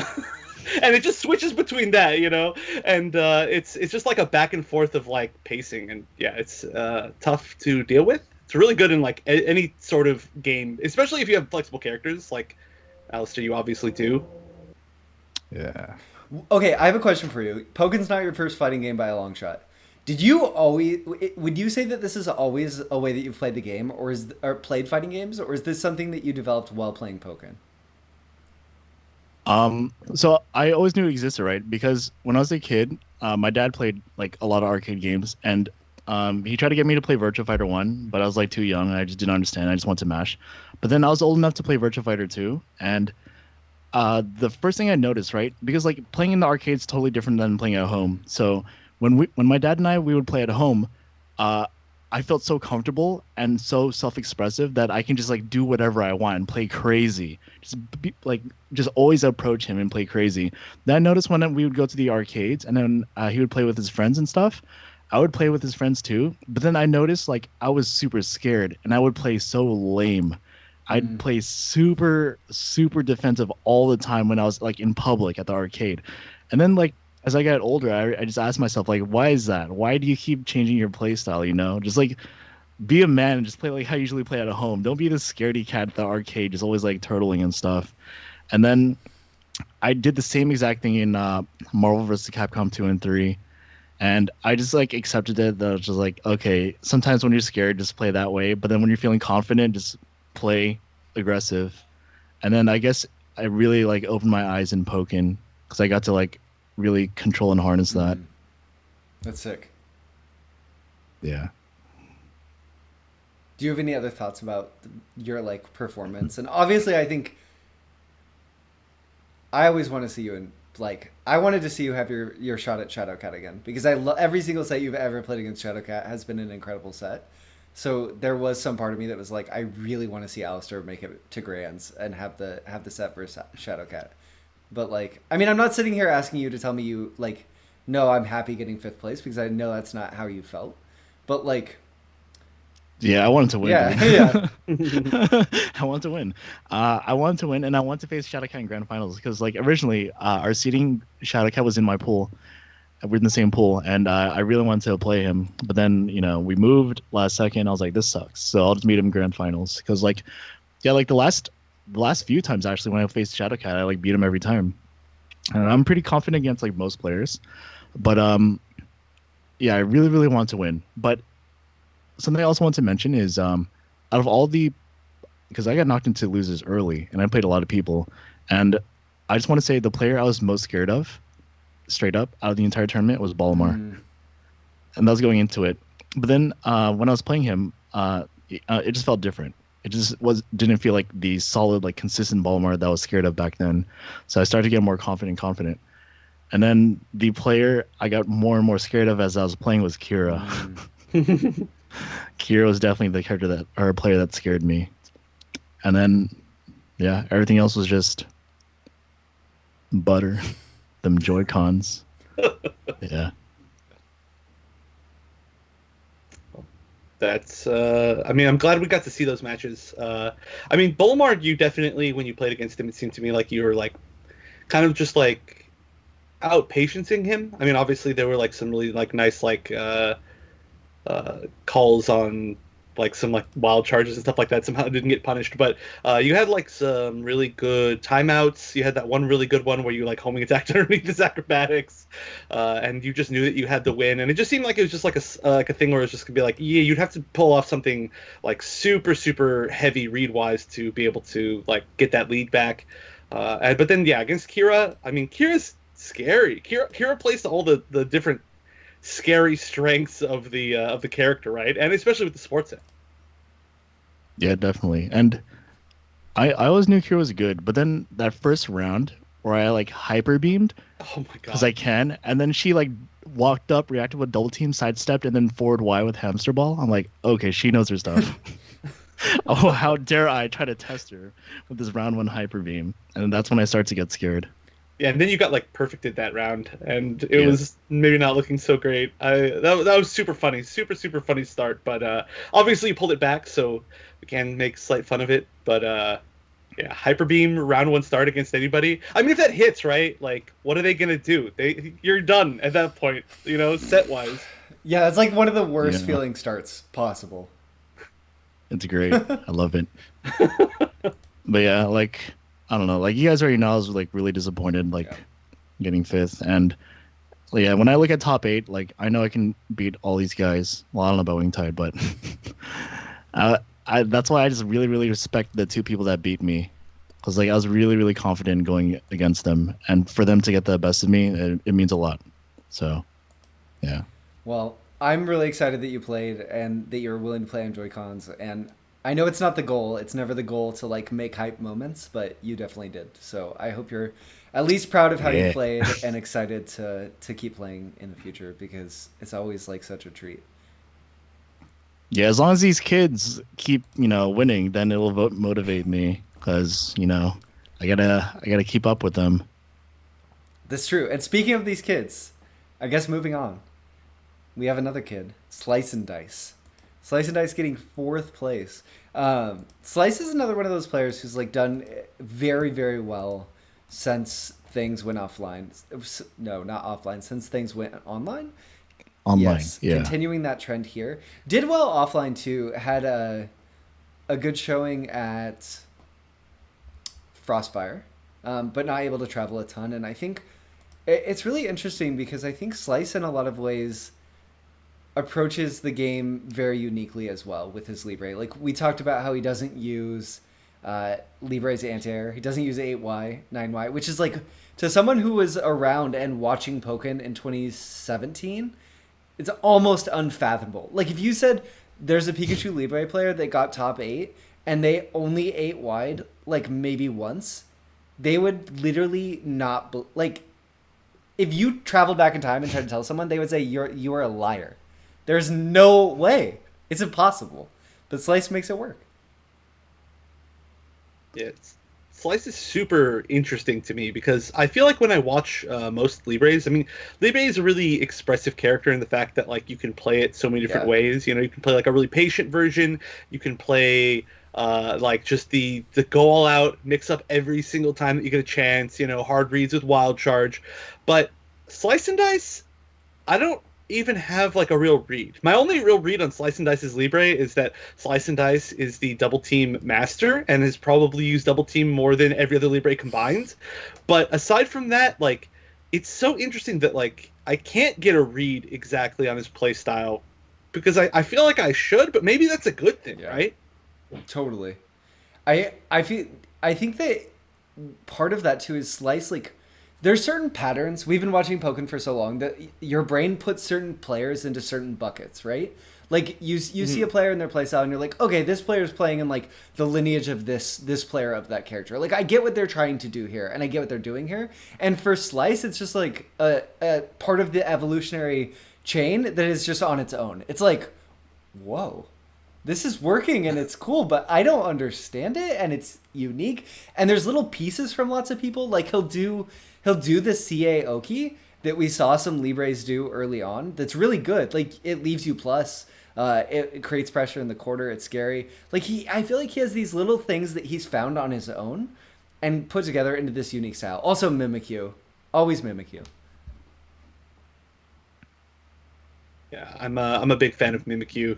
I mean, more and more so. Obviously, everybody I think has started to realize that Mimikyu is a super valuable support, but it's not as super easy to fully take advantage of on characters that aren't really flexible characters or characters that have really strong grabs. So obviously, seeing it, I mean, when it came into play a lot. I mean, it does everything you want, right? It sets up unblockables. It stops people from like taking over with bursts. It can set up, free pressure with mix-ups. It can be defensive with armor. It can create space. Everything about it's good, and I'm glad that we're finally starting to see somebody who's like dedicated to that support in the U.S. Because I'm trying to think if there's really too many others that are. Can you guys think of anybody else who's really like Mimikyu based in the U.S.? UDL, but UDL hasn't been playing in a long time. But I would say UDL pushed that really hard early on. Mm-hmm. Do you have anyone in mind, Alistair? Nope. Yeah, it's like Subuton and then Slice. Yeah. I'm surprised it's not more than that, but I think we're going to see more and more. I mean, personally, I myself have been using like Mimikyu. I started learning like Aegislash online, and then I started picking Mimikyu with it. And then my takeaway at the end of the day was I was like, wow, I really like Mimikyu. Not even anything about like actually playing Aegislash. But anyway, that's just a small facet, obviously, of Slice. I mean, you played against Slice in the tournament, obviously, Alistair. I don't know if you have any like thoughts. Um. Okay. Well, I don't want to derail too much, but this makes me want to talk about Libre, and I promise Slice will come into the picture. But I thought it was really interesting playing Slice because I too play Libre, and I spent a considerable amount of time with Libre, and going not to sound old or anything, but going to 2016 and stuff. Libre was just like the mix-up character, and people were scared of like Forest and Ninja Falcon and Mellow. They're just like always exerting pressures and mix-ups and closing the gap, and then Slip really rose to the top, and then all of a sudden that became like the ideal Libre to play super lame, play as safe as possible, timer scam, go for some chip here and there. And then all of a sudden, yeah, Slip was like the ideal Libre to become. And then I try to like make my Libre into like Slip's. And then we noticed Japan's Libre, it was like a hybrid. It was like play aggressive, but then sometimes just play lame if you can, and timer scam. And now it feels like we're in a new age of Libre, and I think that's Slice. Because I think Slice is trying to take advantage of everything he can with Libre. Like when he's enhanced, he takes advantage of that so much because like, okay, I'm enhanced, now I have to pop this Mimikyu setup, and no matter what, you're going to die, and you're just gonna play my game. And in field phase, when he's doing all this crazy like neutral wide jump backs, JY double teams, shenanigans, wall jumps, you can't even tell, like, is he trying to waste time or is he trying to beat me in this field phase? I can't tell. Yeah. And I think that's an extremely great way to play Libre. And right now I think Slice just like branched off from the traditional Libre and created his own segue. I got a note too that like you mentioned the field jump Y. After the thing got buffed, everybody was like, "Well, that sounds ridiculous." And then I feel like none of the Libres use it all that much, but I've never seen anybody use it at least as much as Slice and Dice, who probably has the most unique field phase, like you're saying, of like any of the Libres that I've ever seen. But it's super different, and it looks super annoying to fight. I've never fought it, but I can feel that if I was just seeing like like you said, like double team, wall jump, jump wide, just dashing around, I'd just be like, just hit me already, just get me in a duel. I don't even care. Yeah, because see, it's really hard because a lot of people think you're just pushing buttons and waiting for the best to happen, but no, Slice is actually like pressing neutral Y and then reacting or going to double team, and he's gonna react to whatever you do to that neutral Y. So if you block, he's just gonna jump back. If you like counter, he's gonna wall jump. He's gonna quick attack to the wall and wall jump to like stuff you out. He's playing that true reaction game in field phase, and I think that's like truly amazing. What's so cool about Libre 2 as a character is that that's exactly what Slice is generally doing in Dual Phase 2 at like mid-range. But because of Libre's design, it looks really passive in Dual Phase, and in Field Phase it looks like hyperactive and really all over the place. But it's kind of fundamentally the same game plan. And that's just like Pokken's characters are so well designed that like they look like that, but you can play the game the same way. Yeah. Well, my final thought on Slice personally is just that like we know he's great and just continue to prove it, right? Yeah. Just getting fifth. I mean, just continue another one of those players, just like Cloud, right? Where it's like, yeah, we know you're good. You're continuing to prove it. Probably within the next wave of like the best players in the world. I mean, all these players are like relatively young. Like half of our age probably. So I'm just excited to see what they do in the future. Yeah, and I hope like the young players like Slice and Cloud and Vanny Star, I hope they like really get more credit, because for them, at their age and when they started, for them to keep up with everyone who's been playing for years is outrageous. It's actually crazy with a game like this. And yeah, is Slice the best player in Canada? Ooh. I think that there's a very compelling argument that Slice is the best active player in Canada. I think if you bring like Adelvos into the picture, I don't know. Adelvos is incredible, but Godlike. but if we're counting active players, I think there's an argument that Slice is the best in Canada right now, and he should be really proud of that. I think, in my eyes, that it's like kind of an unfair question to ask that like so widely when we're like starting to see like just primarily online things, online tournaments like be the decider of that. I would say definitely, and I need to preface this by saying like I'm not talking about like online gimmicks or anything like that, but just like comfortability. Slice is easily the best in Canada as far as online events, just because he's used the online events, like every single online event possible, to build up his skills. So obviously he's going to be super comfortable in that environment in general. So I'd say easily that for sure, and easily like in the talks for the best in Canada. But I think we need to like not have a set answer for that, at least until all of the offline events come back. Yeah, now I'm super excited to see Slice at a huge offline major. Yeah, I want to see. I think it would be unwise of us not to bring Wise into the discussion just for a moment, just because Wise is so incredible. And I like offline major. I really want to see Slice Wise play. Like that would be so sick to see them playing offline. Well, I mean, to be fair though, I mean, also we need to like Slice has gone offline, right? Like what was that?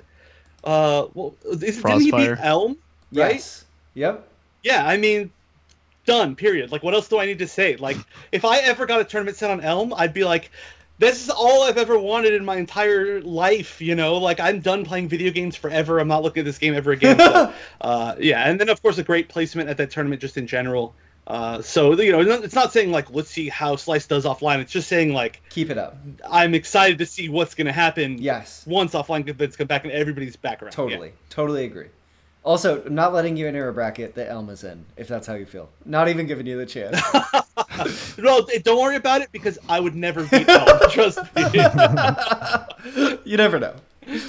Oh, so I think Slice, I think we said exactly everything. You really encapsulated it, the two of you. So I think let's move on to our second Texas player, getting third, Eclipse. Eclipse Eclipse is amazing. Eclipse is another player who plays the game fundamentally their own way, and that's the most exciting thing about watching them play. Also, another player who like has had that one game plan that they've been working on for the whole time that they've played, and it's so good. His playstyle is so strong with Weavile. Well, just first a quick little side note. I did see somebody say that maybe it wasn't Slice and Dice. It might have been Neo that beat. Oh, it was but Neo. regardless, that was It was Neo. yeah. You know what? I just remembered. Yeah, Oh, but yeah, that's regardless, right. that was still a great showing. But anyway, moving back over to Eclipse. Yeah, I mean this is I think the. I mean, we've known that Eclipse is really good for like a long time. Again, it's so weird because we've had to say this for a lot of different Yeah. players, where you almost want to say that they have like a breakout performance, but it's like stupid sounding to say that they're having a breakout performance. But it's like a not a breakout into being a known player or a good player or like a top player even, but like a breakout even further past that, right? Like it's not like in a discrediting way to everything that they've done before, and that's I in my eyes definitely a showing for Eclipse in that way. And also, I mean, the entire tournament really, I mean, you know, obviously it was really cool to be able to see the players chat over their matches in the chat, and Eclipse the whole time was saying like, oh yeah, like everybody needs to relook at Weavile is a top 8 character. I don't know why 8, that's like a super like weird like arbitrary number, but said it a bunch of times. You know, top 8 character. Weavile's really good, and it's a character that I think us three have had talks before where, for some reason, the topic I always bring up is like, what characters is North America missing, or what characters is the West missing? You know, North America and Europe and just everywhere else.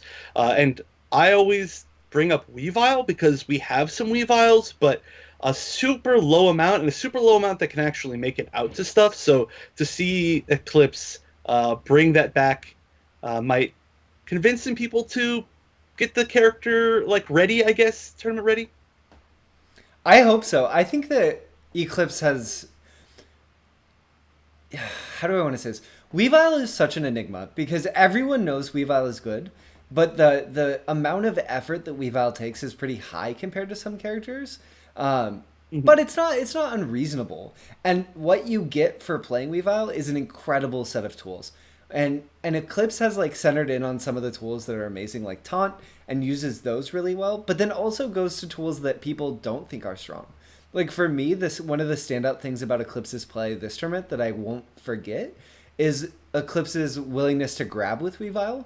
A lot of Weavile players are like, "Oh, I'm never gonna grab because grab sucks," and Eclipse is like, "Oh, I'm gonna phase cycle as much as possible because Weavile's field phase is dope, and I definitely want to make you play it, and then I'm gonna get burst and I'm gonna beat you."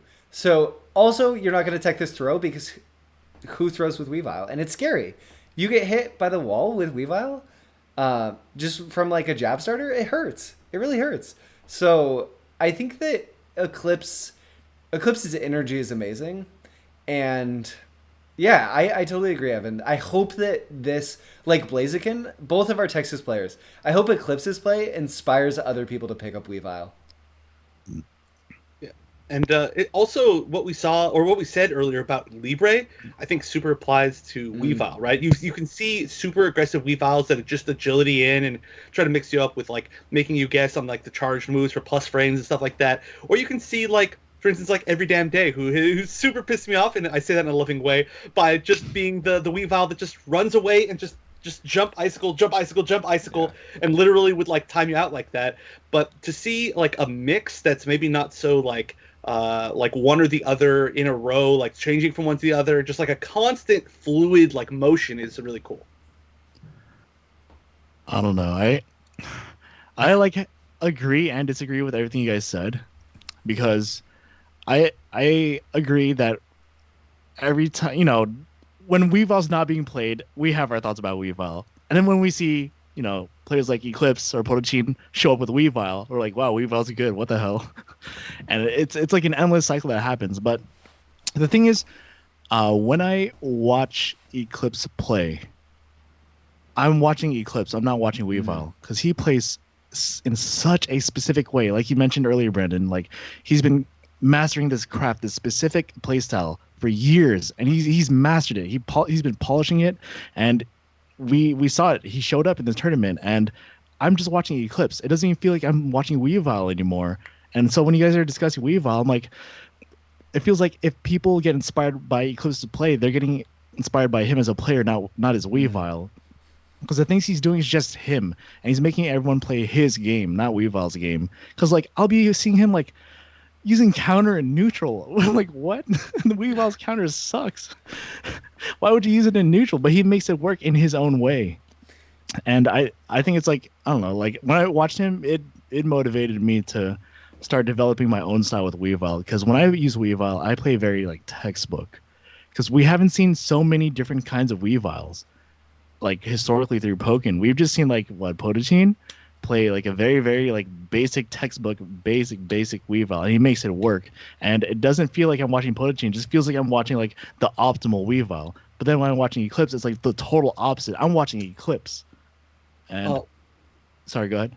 Oh, sorry. I was gonna say I thought you know, who's that Japanese Weavile that was in the Japanese? Casito. So that's maybe one of my favorite Weaviles. But yeah, keep going with what you're saying. He was sick, but yeah, pretty much. I think it would be a good idea if more people explored Weavile too, because you can be so expressive with that character. It's nuts. Weavile is so fluid, like. Obviously, Eclipse has his flow, and it's because Weavile allows that. Not all characters can do that, but Weavile definitely can. And for Eclipse to take that character in such a direction like that, I think many other top players can pick up Weavile and go on a crazy like tangent direction as well. Yeah, I think he's also like a super tech heavy character, so I think a lot of players could have a lot of fun. There's like certain setups where like you don't get to see too often with a lot of characters, especially a character that's not like a pure zoner, but like chip setups, for instance.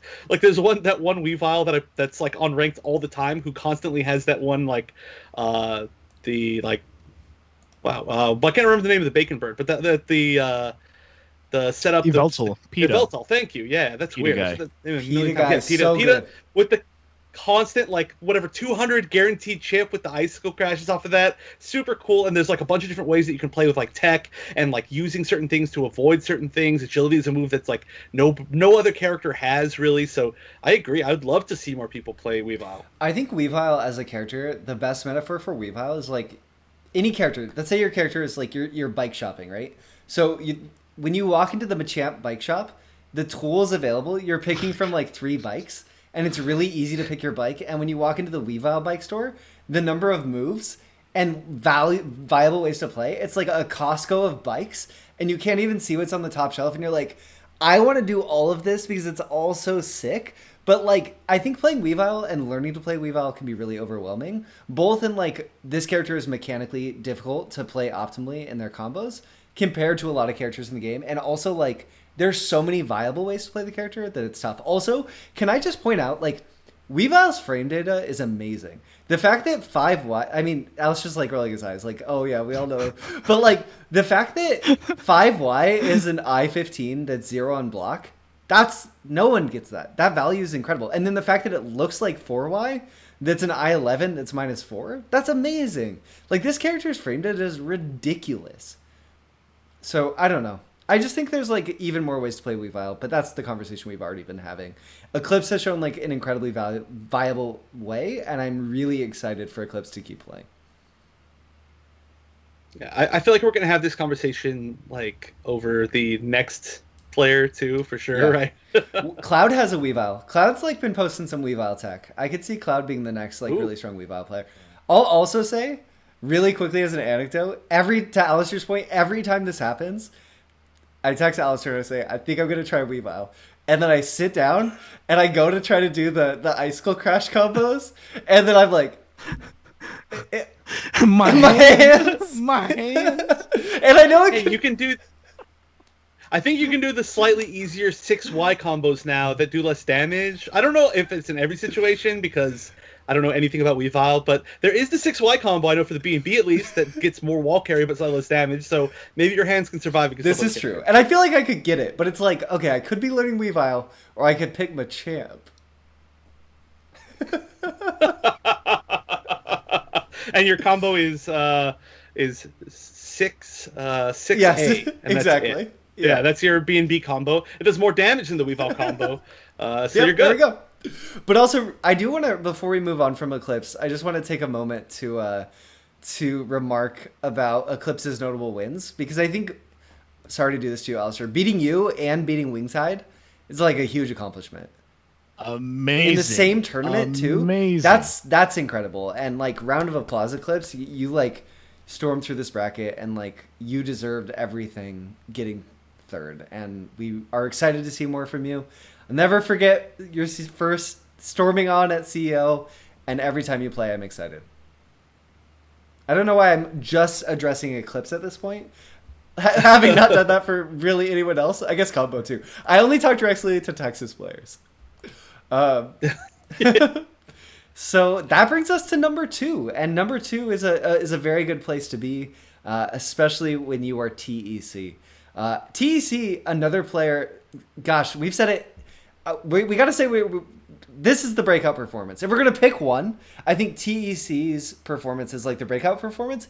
If only not because TEC doesn't top 8 every time he enters a tournament, which is something that he's done. I don't want to put pressure on him, TEC. It's okay to not get top 8. You're good, dude. You don't have to always do it. We love that you do, but we'll still think you're good if you don't.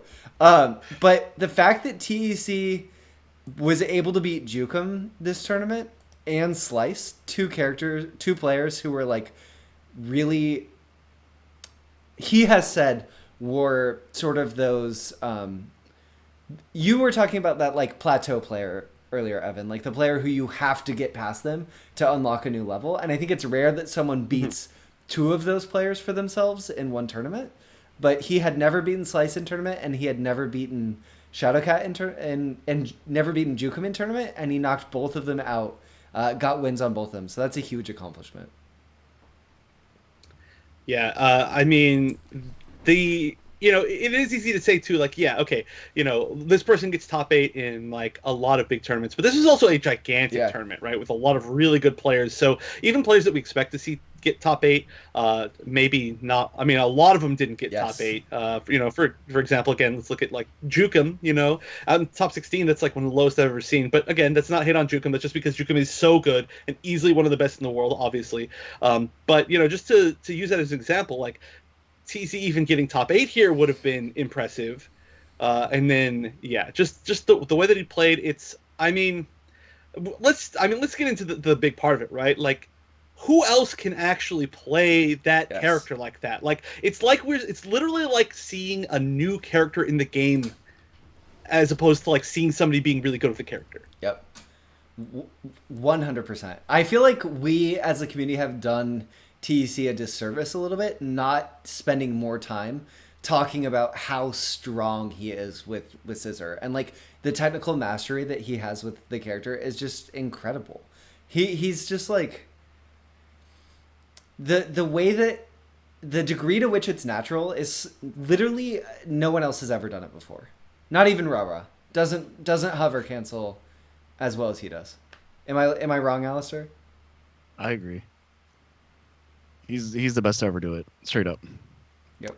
And I think it's kind of sad because like obviously like we're impressed by it, right? But I wish everyone was as like enthusiastic about Tex Scizor like we are, because I think I really want everyone to get on that level to the point where they're appreciating Tech as a player. But right now everyone's trying to learn the Scissor game still. And I don't even think that contributes to Tech's success. He's just a good player. But I think a lot of people still don't even know how Scizor works. They don't see the max height of how like Scizor can play. Scizor is an insane character. I don't think people realize this. It's an absolutely insane character, and Tech is like on the verge of mastering this insane character. And I really want everyone to just like rewatch all of his sets and really appreciate the smallest things he does. He's like micromanaging things, and you can micromanage so many things with Scizor, and I really want people to appreciate that because that's hard to do. I think it's really interesting too. We were talking about like where you put your effort in characters, and I think for Scizor, like with Tech, like it's hard to overstate how valuable being good at this tech is for TEC Scissor. Like you go from having a good counterattack, it's fine, it's not among the best, to probably having the best counterattack in the game. It's like Sceptile and Scissor when you're using that counterattack like TEC does are like really close to each other. They're like very strong counterattacks. And the fact that Scissor can perfect block out of homing, or excuse me, out of hover cancel as quickly as he can just block instantly. It's just, I don't know. I'm excited. Yeah, he did it against Shadowcat's counterattack. Like, it was nothing. Yeah. And then he did it again against homing. Yes. Like, back to back. It was crazy. And he didn't mess up at all. And I'm just like, wow, how, like, I feel like he spent like 10 years in the chamber with Scissor. Yep. High stance too. Not a lot of players have utilized high stance as well as TEC does. And he uses it across all matchups, but he really showed us how much he's explored it with breaks in to the point that he's redefined neutral. Like, neutral is being shaped by TEC. Well, yeah, I mean, when you have so many different opportunities to get through stuff like projectiles with that character, it's hard to use every one. I mean, we see that for a lot of situations. If you have too many tools for a situation, it's hard to effectively use each one to its absolute best because you kind of default to one. Mm-hmm. And high stance, I think, is a perfect example of that. But, I mean, honestly, once you see TEC play optimally, it's... Honestly, for me, the feeling is, even though I'm not playing against him, is terrifying. Because you start to realize, like, okay, if I play against a Scissor who can effectively do this stuff, I have no idea what's safe. I have no idea how to punish it, like, really, truly effectively. I have no idea, like, when he's at advantage, when he's not at advantage in certain situations. Like, it's literally like like you're just a total scrub again, you know? Like you've unlearned the matchup completely, and everything you know about the matchup is now working against you. It's really, really scary, and especially, like, who are you going to play to get that practice but TEC? Yep. Mm-hmm. It's not often that we get to sit in any game. It's not often that a player challenges your notion of how a character should be played and fundamentally redefines that character. And it's not often that as a fan of a game, you get to witness that. And it's even rare that you get to witness that in a game as developed as Pokken. And I don't think it's an overstatement to say that that's what TEC is doing with Scissor. And it's such a treat. It's like so cool. Plus, I mean, Scissor's like the coolest character in the game to watch. Like, so sick. I mean, just like every bit of his like moves. That was a weird way to put it. Like, how does all of his moves look? Yeah. Like, when you see like some sort of like car cancel through something and you see it punished, you're like, yo, you know, it's so dope. Burst, one of my favorite bursts in the entire game. The character just is so appealing to just see when it's played at a super high level. And I think people have, I mean, always thought that about all the good Scissors, but like especially when you see the tech, because you know, the TEC tech, which is a really great term, is just so sick looking. Like, you could just tell, even if you don't know what's going on, you can tell that it's something special. Totally. Yeah, I'm really thankful for tech because naturally we just get really, really hyped for the characters we see in like top level play that don't have any representation. And for him not only to break into top 8 but make it to grand finals and face one of the greatest players we've ever had and like give him problems too, give Shadowcat problems too, was like, it was like the best thing ever. It like you said, such a cool character to watch, and I'm so glad he was able to deliver us like high level play. Yeah, I think that's super worth noting too, what you just said. Like, you know, when we saw, for instance, the Players' Cup, we saw grand finals was Shadowcat in winners, Jukum in losers, and Jukum took the pre-reset game to game 5. And that, at that point, is where we're talking about, you know, the potential of Jukum and Shadowcat being, you know, potentially like the 2 best in the US overall. But we see here TEC defeating Jukum and then going to the exact same game 5 in grand finals pre-reset that we saw Jukum get to. And again, I'm not trying to like be mean to Jukum at all. Jukum's still, in my opinion, easily within that like top 2, top 3 spot, I don't know, top whatever among those players. But I mean, to be able to see that is ridiculous. Like, yeah. I don't think if like maybe like even, I don't know, I don't think before VR4 a lot of people would have looked at TEC and said, yeah, possibly one of the best in the US, right? In that running. Not, again, not as an insult, but just maybe not enough exposure. But if you look at it after this, and you look at the results, and you look at the you know, the body bags, it's like, I think TC has to, or is in the start of the running for that. It's going to take maybe a few more to like solidify anything as it would anything, but it's definitely like in the discussion. Yeah, it just always takes consistency and upsets, and after this, like it can happen again easily. Totally. I also think TEC's tech is so strong that it's at like there's it's so this almost feels like, I don't want this to sound rude, it's so good that like he has room to focus on all the other parts of his gameplay now, because it's just so natural that there's no division between like, oh, I should do this tech in this spot, because it's just like that's how TEC knows the game. That like I feel like going onwards, TEC will just grow and grow as a player with more and more experience. And the fact that like TEC is going to get scarier should terrify everyone. I don't know. No, absolutely agreed. I mean, also I think, relatively young, not like us old guys. Definitely not quite there. So another one of these young players that really is looking to be the future of Pokken. Like, I mean, and is already the president of Pokken, but you know what I'm saying. Double duty, and it's super sick to see. And I guess talking about the present and future and past of Pokken, we're down to one. We're down to the one and only Shadowcat. I think that for me, I'm just gonna say it. I think that, well, okay, we're in an unenviable position of living in a world where we only have online events, but we want to continue to value the competitive game that we play, and to value the competitive experiences that we do have, because that's why we're here. We want to see how far people can push the game, how far people can push themselves. I think that in the world that we live in, because there cannot be offline events, the way that Shadowcat is played, for me, the way in which he won this tournament and winning this tournament, he is the best player in North America right now in my eyes. I mean, it's hard to argue that for sure. I mean, also, before we even look at that, I think we have to look at the fact that, I mean, it would be really easy if it was just like a repeat of Shadowcat's Players Cup win, and we're like, yep, it's just Shadowcat being Shadowcat, but it's not.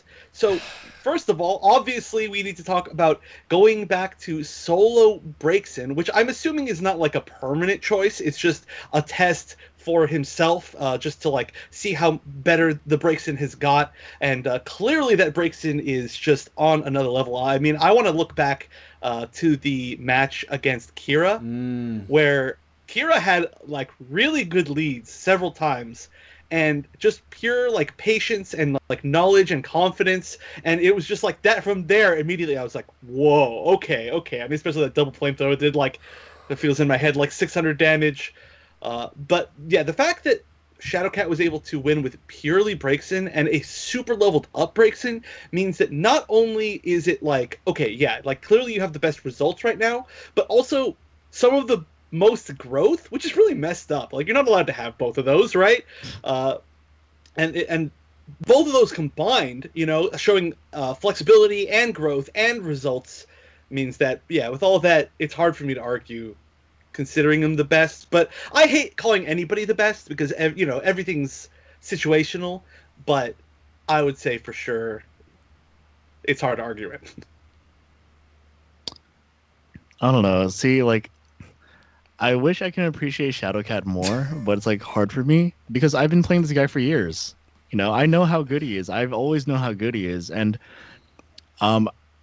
when he won this tournament, just like you mentioned earlier, like, yeah, Shadowcat being Shadowcat. And that's how I truly feel, because I know he's that good. And I'd be surprised if he didn't get like top 3. I'd be truly surprised if he didn't get top 3 this tournament. And what does that say about him? Yeah. He's one of the greatest of all time.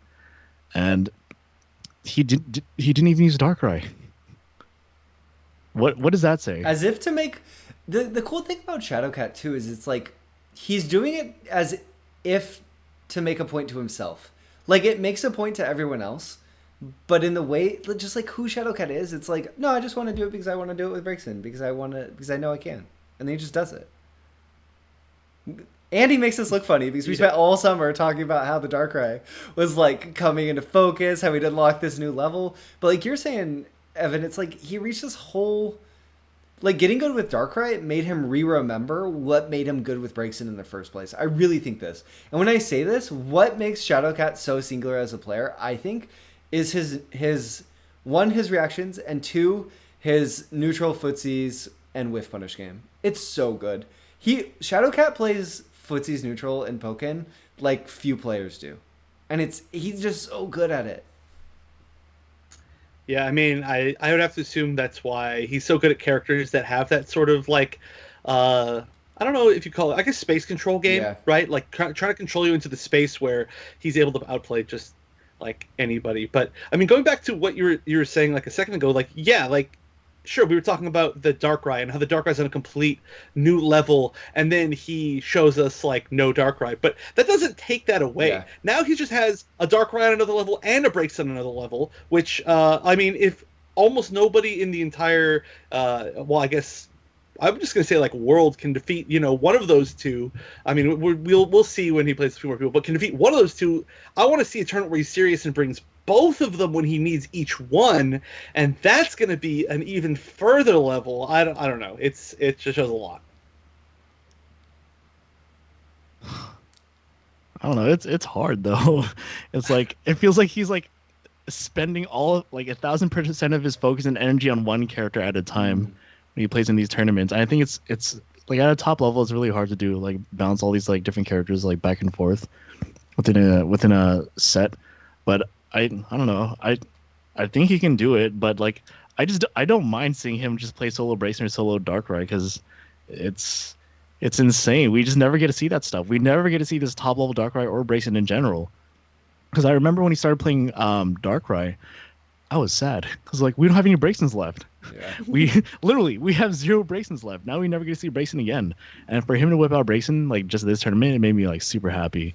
Because like yeah, it's cool playing both characters, but just to see him like focus on just one and just showing his craft and mastery from over the years just into like one set with that character is amazing. Yeah, I also want to point out, like, really, it's kind of hard to compare because we do see so few Braixens, but just how Shadowcat's Braixen was playing, like the overall play style, it was actually like kind of like weird. It was a super confident play style that was a lot like for instance, like when we see players like maybe like Tono, or at least Tono in the past, there's a lot of different options. Like let's say you get like a normal knockdown, right? You can potentially go for like, let's say like a sunny day into like a fire spin for some guaranteed chip into some spacing, or you can try to get like a setup with a like a delayed side beam to try to like bait them into something or just get a little bit more pressure. And Shadowcat just walked in their face. Shadowcat's just like, okay, I'm going to walk up to you and I'm going to meet you, or I'm going to grab you and you're going to be scared. And it worked. And I mean, that's like a super scary thing to do with a character that technically has like kind of like a low base damage for a grab. Obviously, it's pretty high damage otherwise. But it was a more confident Shadowcat Braixen than I think I've ever seen. And it worked out super well. Totally. I think that's the word. If I had to pick one word for Shadowcats this tournament, it's just confidence. Like Shadowcat looked so confident. I don't know. I'd be really curious to hear him say when he knew he was going to win, and if he would say it wasn't. I didn't know until the end of Grands, or if he would say, kind of knew. I kind of knew after I sat down, I picked up the controller, and I kind of knew. Because sometimes you have those days, and I think Shadowcat's the kind of player who just some days Shadowcat picks up the controller, and it's like, who in the world could beat this player? Yeah, I mean, we don't really have that answer yet. Yeah. Yeah. Yeah, and for those of you who think you know Shadowcat, you're probably expecting him to be like, oh, it's just trying my best and whatever happened, happened. No, dude, this guy's savage. He will tell you straight up, like, yeah, this guy was free. I was actually super confident I was going to win this set. Easy mode, no problem. And that's why I appreciate him a lot, because I think eventually we're going to take his Braixen for granted because, I think there may be a time where he's just going to slow down with Pokken or not play as much once other fighting games come out, because he's always been interested in playing other fighting games. And like I said earlier, at the top level, we don't have any other Braixens, and it's super rare. And I think we should really, really like try to appreciate it while we can. Totally. And Darkrai's, in the way that he plays Darkrai, so unique. Yeah. So I think just a huge round of applause for our Victory Road 4 champion. Just so good. Shadowcat, let's go. Win some more. Nerd. But I guess I guess that segues us too into like, what do y'all think this tournament means for the future of Pokken? Like, what are you most excited about? What surprised you the most? What do you think happens from here? So like two things popped into my head right away. The first thing was, wow, this tournament ran really smoothly. Because I've played in a lot of net play tournaments and I've helped with a lot of them too, and I'm always like in the back end seeing how things are functioning, and I've seen a lot of disasters, I've seen a lot of struggle, I've seen a lot of stress, but this tournament was like way too smooth. I'm glad it felt that way. It's a little suspicious. It's a little suspicious. And second, the production quality. Thank you again, Evan. Godlike work, by the way. Thank you for all your work. Like, really, really appreciate it. And it means a lot to us because all the future tournaments that people want to hold for netplay, you set a bar. Do you understand this? Like, you set a bar, and people like are like, wow, if I do want to do some production stuff, like, I hope it's like as good as Wonder Chefs when he did Victory Road 4.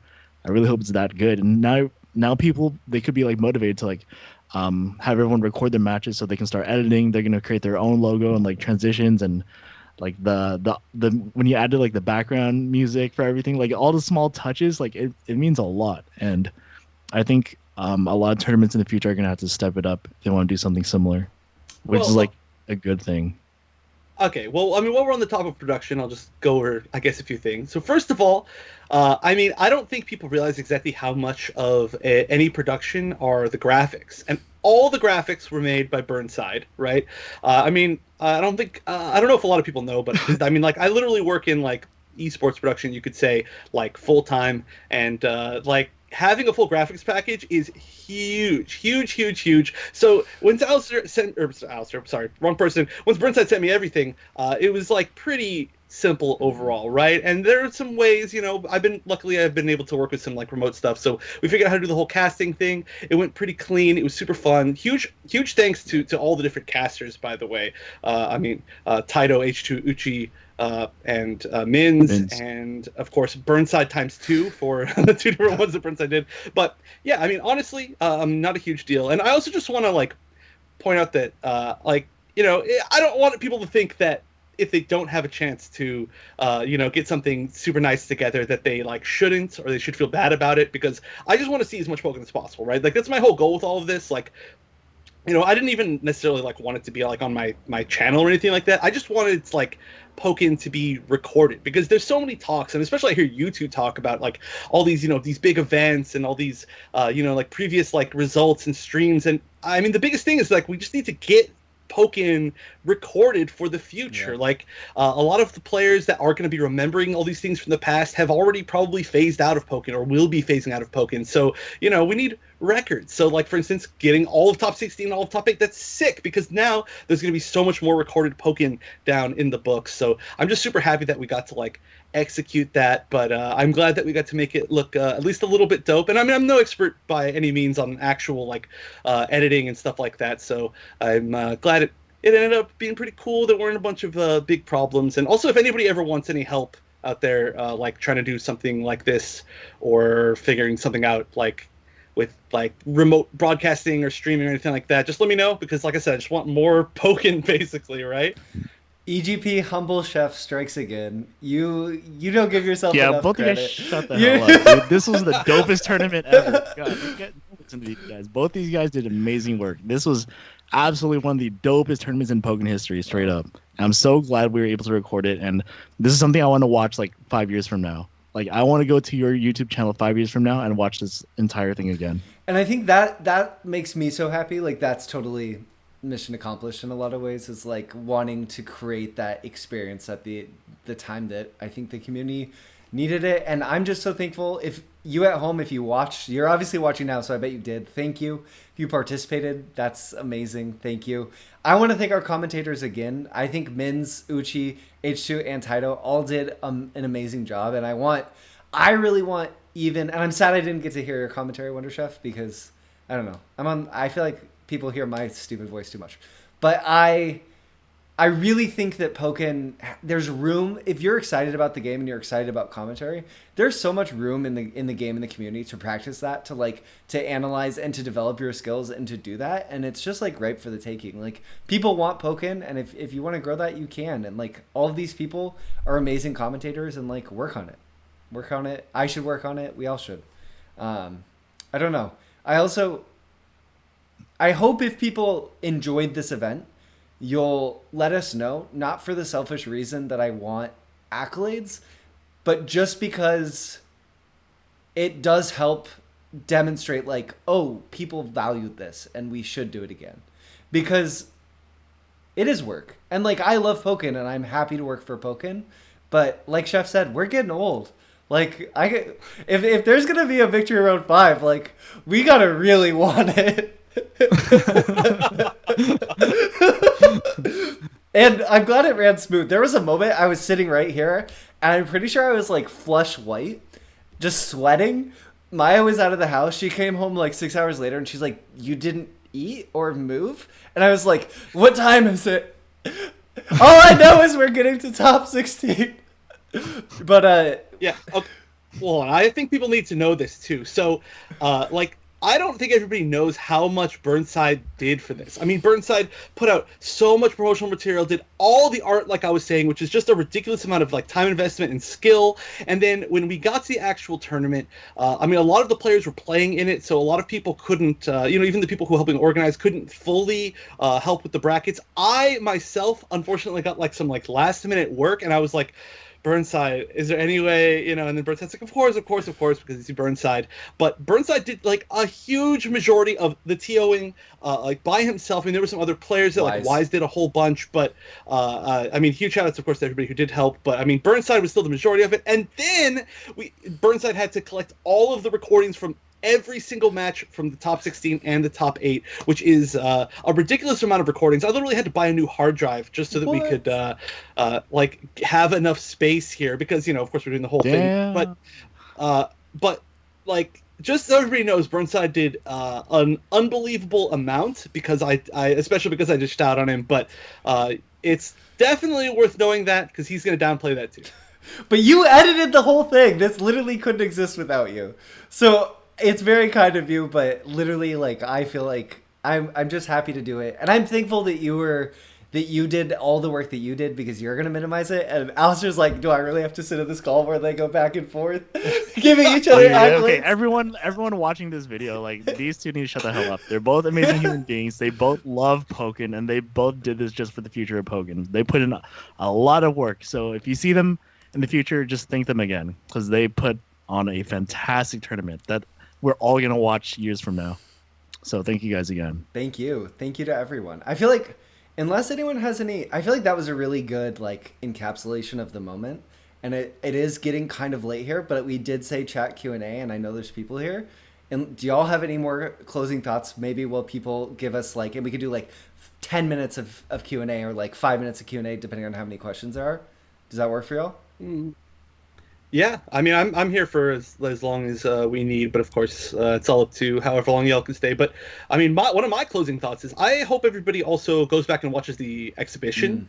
I feel like we don't talk about that quite as much because it was just a little pre-tournament thing, but I think the exhibition had some of the like coolest matches, including some of the players that we've seen here today doing super well, and some players that we didn't get a chance to see. Some of my favorite players like Enigma, like Brian, like Icebergy, like Vanny, Icebergy, Santa. I mean, I guess I could just literally list every single person. There's a reason why every single one of them was there, but a lot of characters we don't get to see, a lot of players we don't always get to see that are super good or live super far away, and so I just feel like that should get some of those players should get some more love, and that was a really cool thing to watch. So definitely check that out if y'all haven't because it was sick. Totally agreed. Alistair?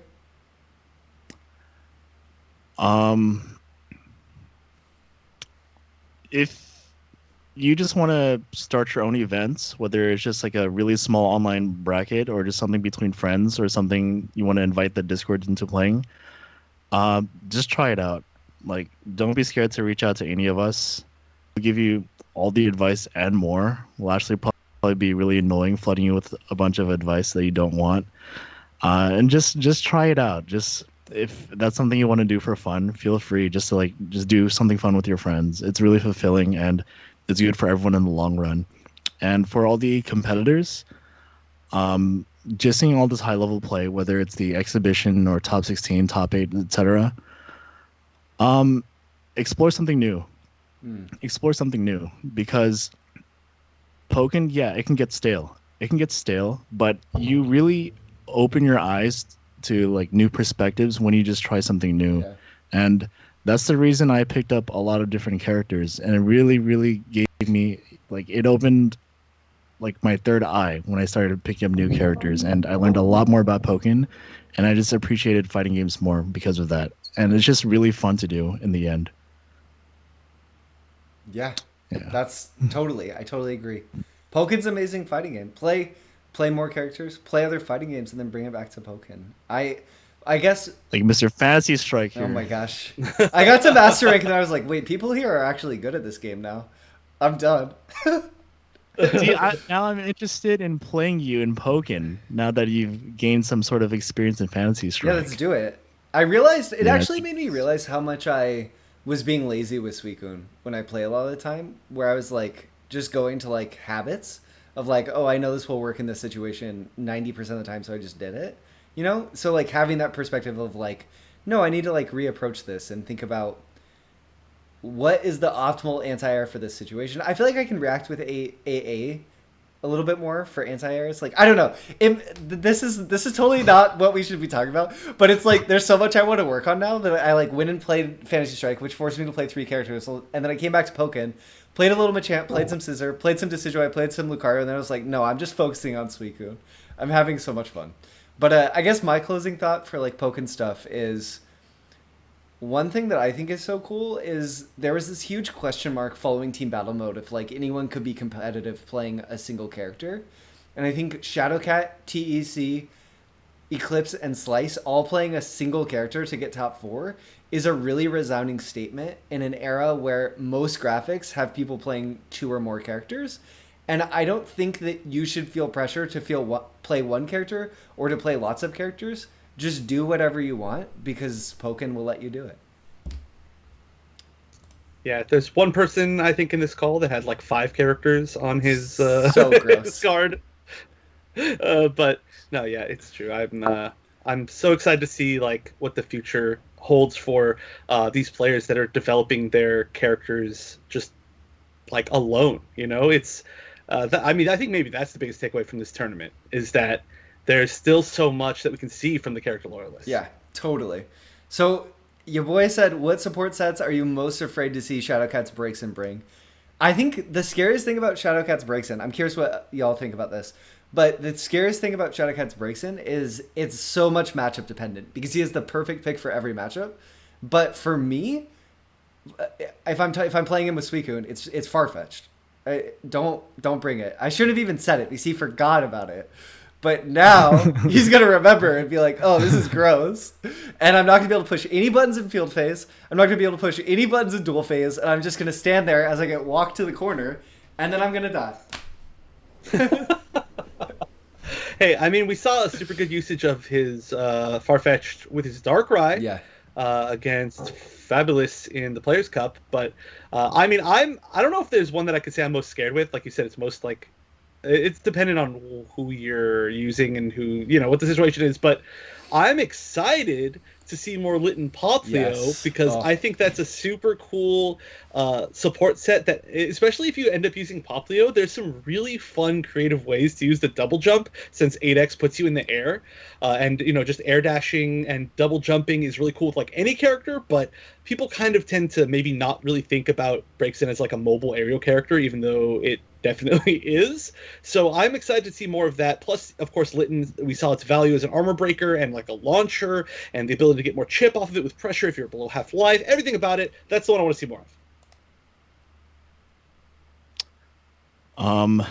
For me, I don't even think about Shadowcat supports. Something I'm scared of, I don't know if you two have seen it recently, but Shadowcat's Garchomp. Yeah.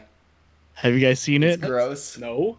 Oh, It's a thing. It's a thing. It's a real thing. And I kid you not, the last thing I watched was, which was recent, was like a first to 7 or first to 10 versus Raikel's Charizard with his Garchomp. And guess who won?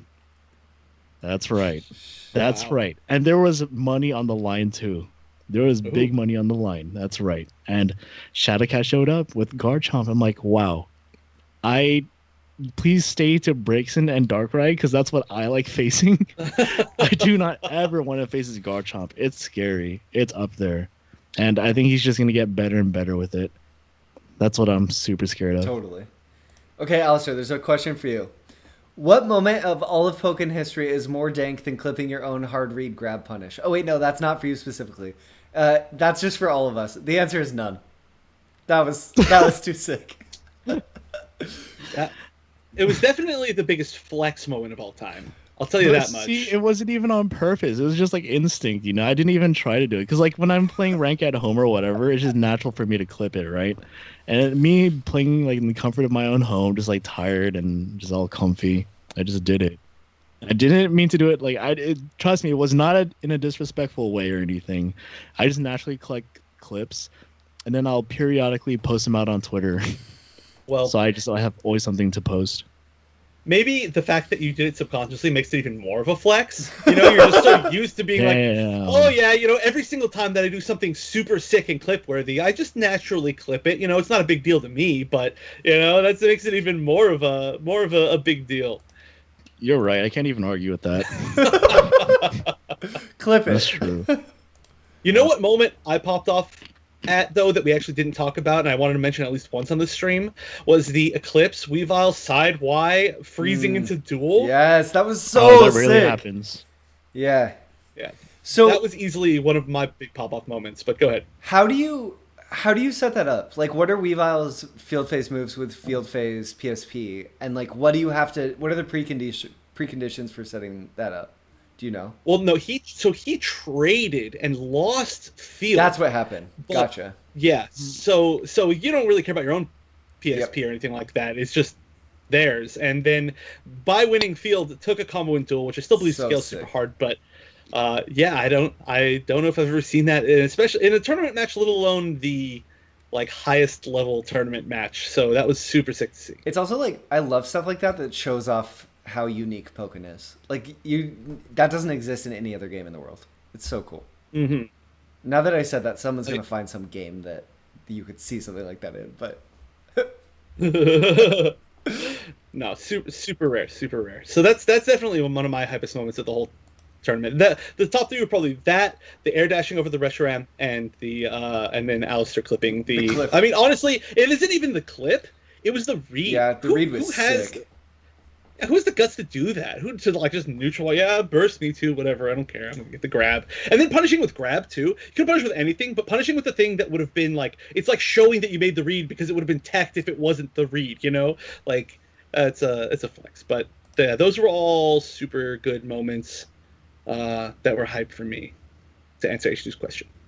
Who do you think maybe this will be our last question, we'll see. But Silver Dew says, who do you think the most exciting young emerging talent is? I feel like we spoke to that somewhat already, but I want to make sure that we talk about Vanny some. That was my Yeah. answer. That was my answer too, actually. Just because Vanny didn't top 8 doesn't mean that she's not like an incredible player. And I think I'm most excited about Vanny because it's so hard. Vanny's Charizard is just so sick, and no one's ever played Charizard like Vanny. Yeah, Vanny's playstyle. So I can talk about this for a long time, and maybe I will. So Vanny, I don't know. I you know, this isn't like look at me how cool I am, but you know, I've been playing fighting games for like so long, and I've watched tournaments and been part of tournaments for so long, and like been right there in depth with all the different players. And the way that Vanny plays is like somebody who has been like playing fighting games longer than I have. Yeah. You know, somebody who's been playing fighting games for like 20, 15 years, something like that. And not only just as far as like play style and like patience, but then the execution being like literally one of the best execution players I've ever seen in my entire life. All of that together with using a character that a lot of people don't have the like they don't want to commit to that character Yeah. because of any of Charizard's shortcomings or the fact that you need all of the different ways. Plus, then having the perspective to be able to play Charizard, a character who suffers from that sort of like, oh, you can just run in and mix people up. He's a big, heavy grappler. To be able to play that character in that weird like air footsies way and have the perspective to not like fall into that. Vanny is like I've never seen anything like Vanny, honestly. And I mean I'm not trying to like upsell Vanny too much, but yeah, I have no idea. Plus, I mean, I think Charizard is one of the sickest characters in the game, and I think seeing Charizard played like that is one of the sickest things in the game. So it's just super dope to me. And Vanny's my answer. Yeah, like Vanny, I fully agree with what you said. With, like her just looking like an OG fighting player. It's like when I watch Vanny play, it's like watching a third strike Remy player trapped in a Charizard player's body. Yeah, you know what I'm saying? Like crazy spacing and awareness, and like all the young players, like we love watching them all, right? But if I were to be like honest in my heart with my gut, I like watching Vanny. Right now, I love watching Vanny play the most because, yeah, like we've never seen a Charizard be as consistent as her when it comes to like mid-range footsies, which is hard to do. With Charizard, it's hard to do. There's like throwing things out, right? Like your J6Y or your like 2X, but then she's like on a whole other level. Like she's always a step ahead of you, and then she'll make you look like a fool. And then when you're on the receiving end, like wow, that was a sick read, but it wasn't. You got played this entire time. Yep. And that's what I love about watching her the most. Totally. Yeah, it's like I mean, similar to what you're saying with like the Remy thing. It's seriously, it's like it like brings me back to the days when I was like a super new fighting game player, and I'd watch all these like super amazing Japanese fighting game players that have been playing for a ton of time, and you see them play in a certain way, and it just like opens your eyes, you know? It's just like you see something totally new, and you're like, wow, like I'm not even close to being able to play that way, but I see now, you know? And it's like that, but then it's seeing like a very new player to the scene into fighting games, and it's like that's incredible. I think that's part of what makes Pokken so cool too. And I feel like I just want to leave that comment at that. Let's see if there's any more questions. Your boy said, who's a player who hasn't been mentioned today that you should look out for? And I think that's a good one to end on. So what do y'all... I can go... Do you want me to go first? I can go first. Yeah. Okay. Go ahead. My player who has not been mentioned at all today that people should look out for is Aldrake. Aldrake got 17th, a Garchomp player, and I feel like a player who has been leveling up really consistently and is sort of like running with, always active in streams, working super hard, like is trying to like push through to that next level. Like when I see Aldrake player when I play against him, I just like know that there's an epiphany that's like right there, that already super good, and there's this like, if it happens, that epiphany, Aldrake's just gonna reach that next level and be so scary, it's disgusting. This is a really hard one for Yeah. me. I don't know if I actually truly have an answer. It's a mix of I mean, the fact that first of all we talked about so many players today, but the fact, mostly the fact that there are like so many good players. Yeah. Aside from that, that it's hard for me to be like, oh yeah, here's one particular player that you should be watching. I mean, I guess I'll just take this opportunity to do what I always do and like really hype up the Australia. the SEAO region, yeah, Australia and Singapore. I think their talent over there is tremendous, and they're maybe the most overlooked scenes of the, you know, of the maybe of the really of the entire world. And they're so good, but they're so far away that it's really difficult to you know, fully see how good they are. But they bring a lot of like new perspectives to the game. They're extremely good with some really unique characters. Their skills, like, I mean, you know, can never not look at Antwerp. Antwerp, just so incredibly good. I mean, another player who's like incredibly good with tech and knowledge and using it in matches and just everything in general. So just that whole scene over there is my answer, which is a big cop out, but it's still the truth. Wasn't Antwerp the one who just like tweeted out about like the iframe cancels too? iframe Kara, yeah. Jesus.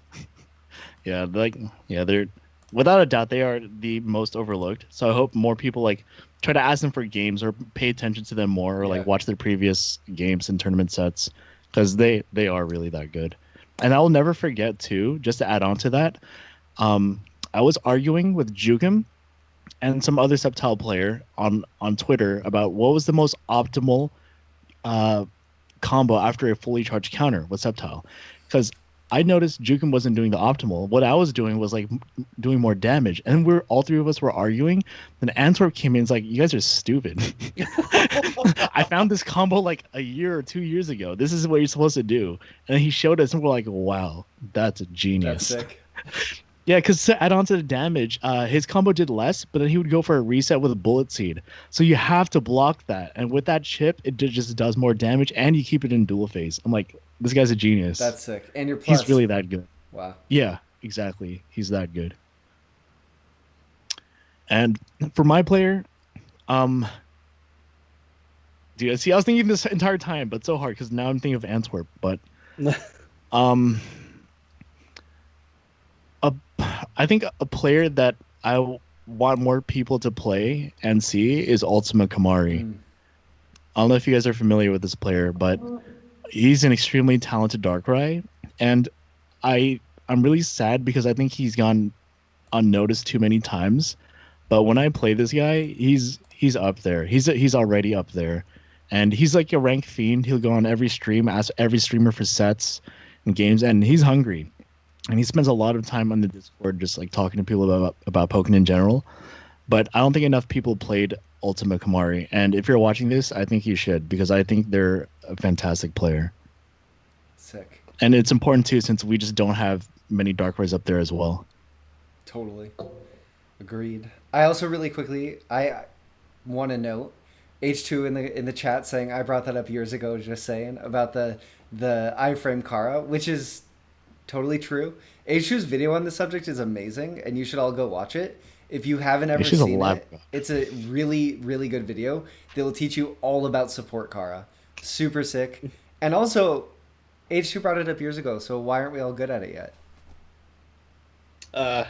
Because this is the age now where all these players show me how bad I am at fighting games by taking all of this really good tech and applying it in matches with like car cancels and like double perfect blocking and everything like that, and micro walking for situations, and it makes me really sad. But that's what the current age of Pokemon is, I think. That's, I mean, one of the defining traits of it, which is so sick because it's so surprising to see every single piece of it. And I mean, it's almost a tangent, but it's not. I was talking to Do last night actually on my stream about how it's so sick that in Pokemon, all of this tech that's this really like it breaks the system, but none of it breaks the game, right? Like perfect blocking is such a good like mechanic that it's almost like it was designed. But it could have been, imagine if it literally just like broke the game and it made it not competitive. That's not how it works. The car canceling, it's so valuable, but it's so difficult that it's also, you know, it's like balanced. Like, how does all this broken stuff end up balanced competitively? And that's something we should all be super thankful for, but it's part of what makes Pokemon so dope. Yeah, and I really hope like how H2 posted it like a long time ago, and for Antwerp to like rediscover it and like show it again to like light this fire in everyone. When it comes to like discoveries in tech and advancement like this in Pokemon and fighting games in general, sometimes it takes a village, you know. And for example, what was the Blazekins player, the OG in Tri-State who discovered homing canceling? Zinkuri. Zinkuri was the first one in the West to show us homing canceling, right? If someone tried to grab me in field face, this is what you can do. Then he would show Blaze Kick for an optimal punish. And I'm like, okay, this is useless stuff I'm never going to use. I just never cared about it, right? Nobody cared about it. Then Ouroboros was like, dude, look, I can punish Charizard's like JX in field with what Zenkuri did. And then he showed us, and I was just like, that's still kind of stupid. Like, nobody's going to use that. It's so hard to do. Then Thulius started like showing it in real games here and there, whether it was like lucky or he did it on purpose. It was so sick to see in a real game. Then I was like, wow, if all of these three people did it, then I can do it. And look at me now. And now 3 years from now, that's all I care about. 3 years from now, like Cloud is going to be sitting on some stream with like I don't know, Vanny talking about how back in the day no one actually jump canceled and support care canceled, and how they do it like it's nothing. Exactly. That's the future we hope for. And I totally agree with both of you. Like I think Poken's an amazing game, and we got so lucky that all of the tech made it better. And it made it so much better. It's like magic. It's magic. Pokken is magic. Y'all are magic. Everyone watching is magic. The community's magic. I really appreciate you all. I'm sorry. I'm an old man and I should go. I should go to hang out with my wife. But this has been a pleasure. Chef, thank you so much for everything. Alistair, thank you so much for everything, and thank you for chatting with us. I think we should do this again sometime. Um, yeah. Tweet out to Burnside if you'd like to see an episode 2.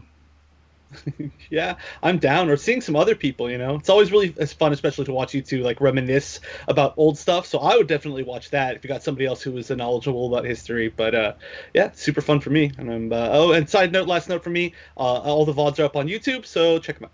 Yeah, and follow these two on Twitter. Peace. Bye, guys. See ya.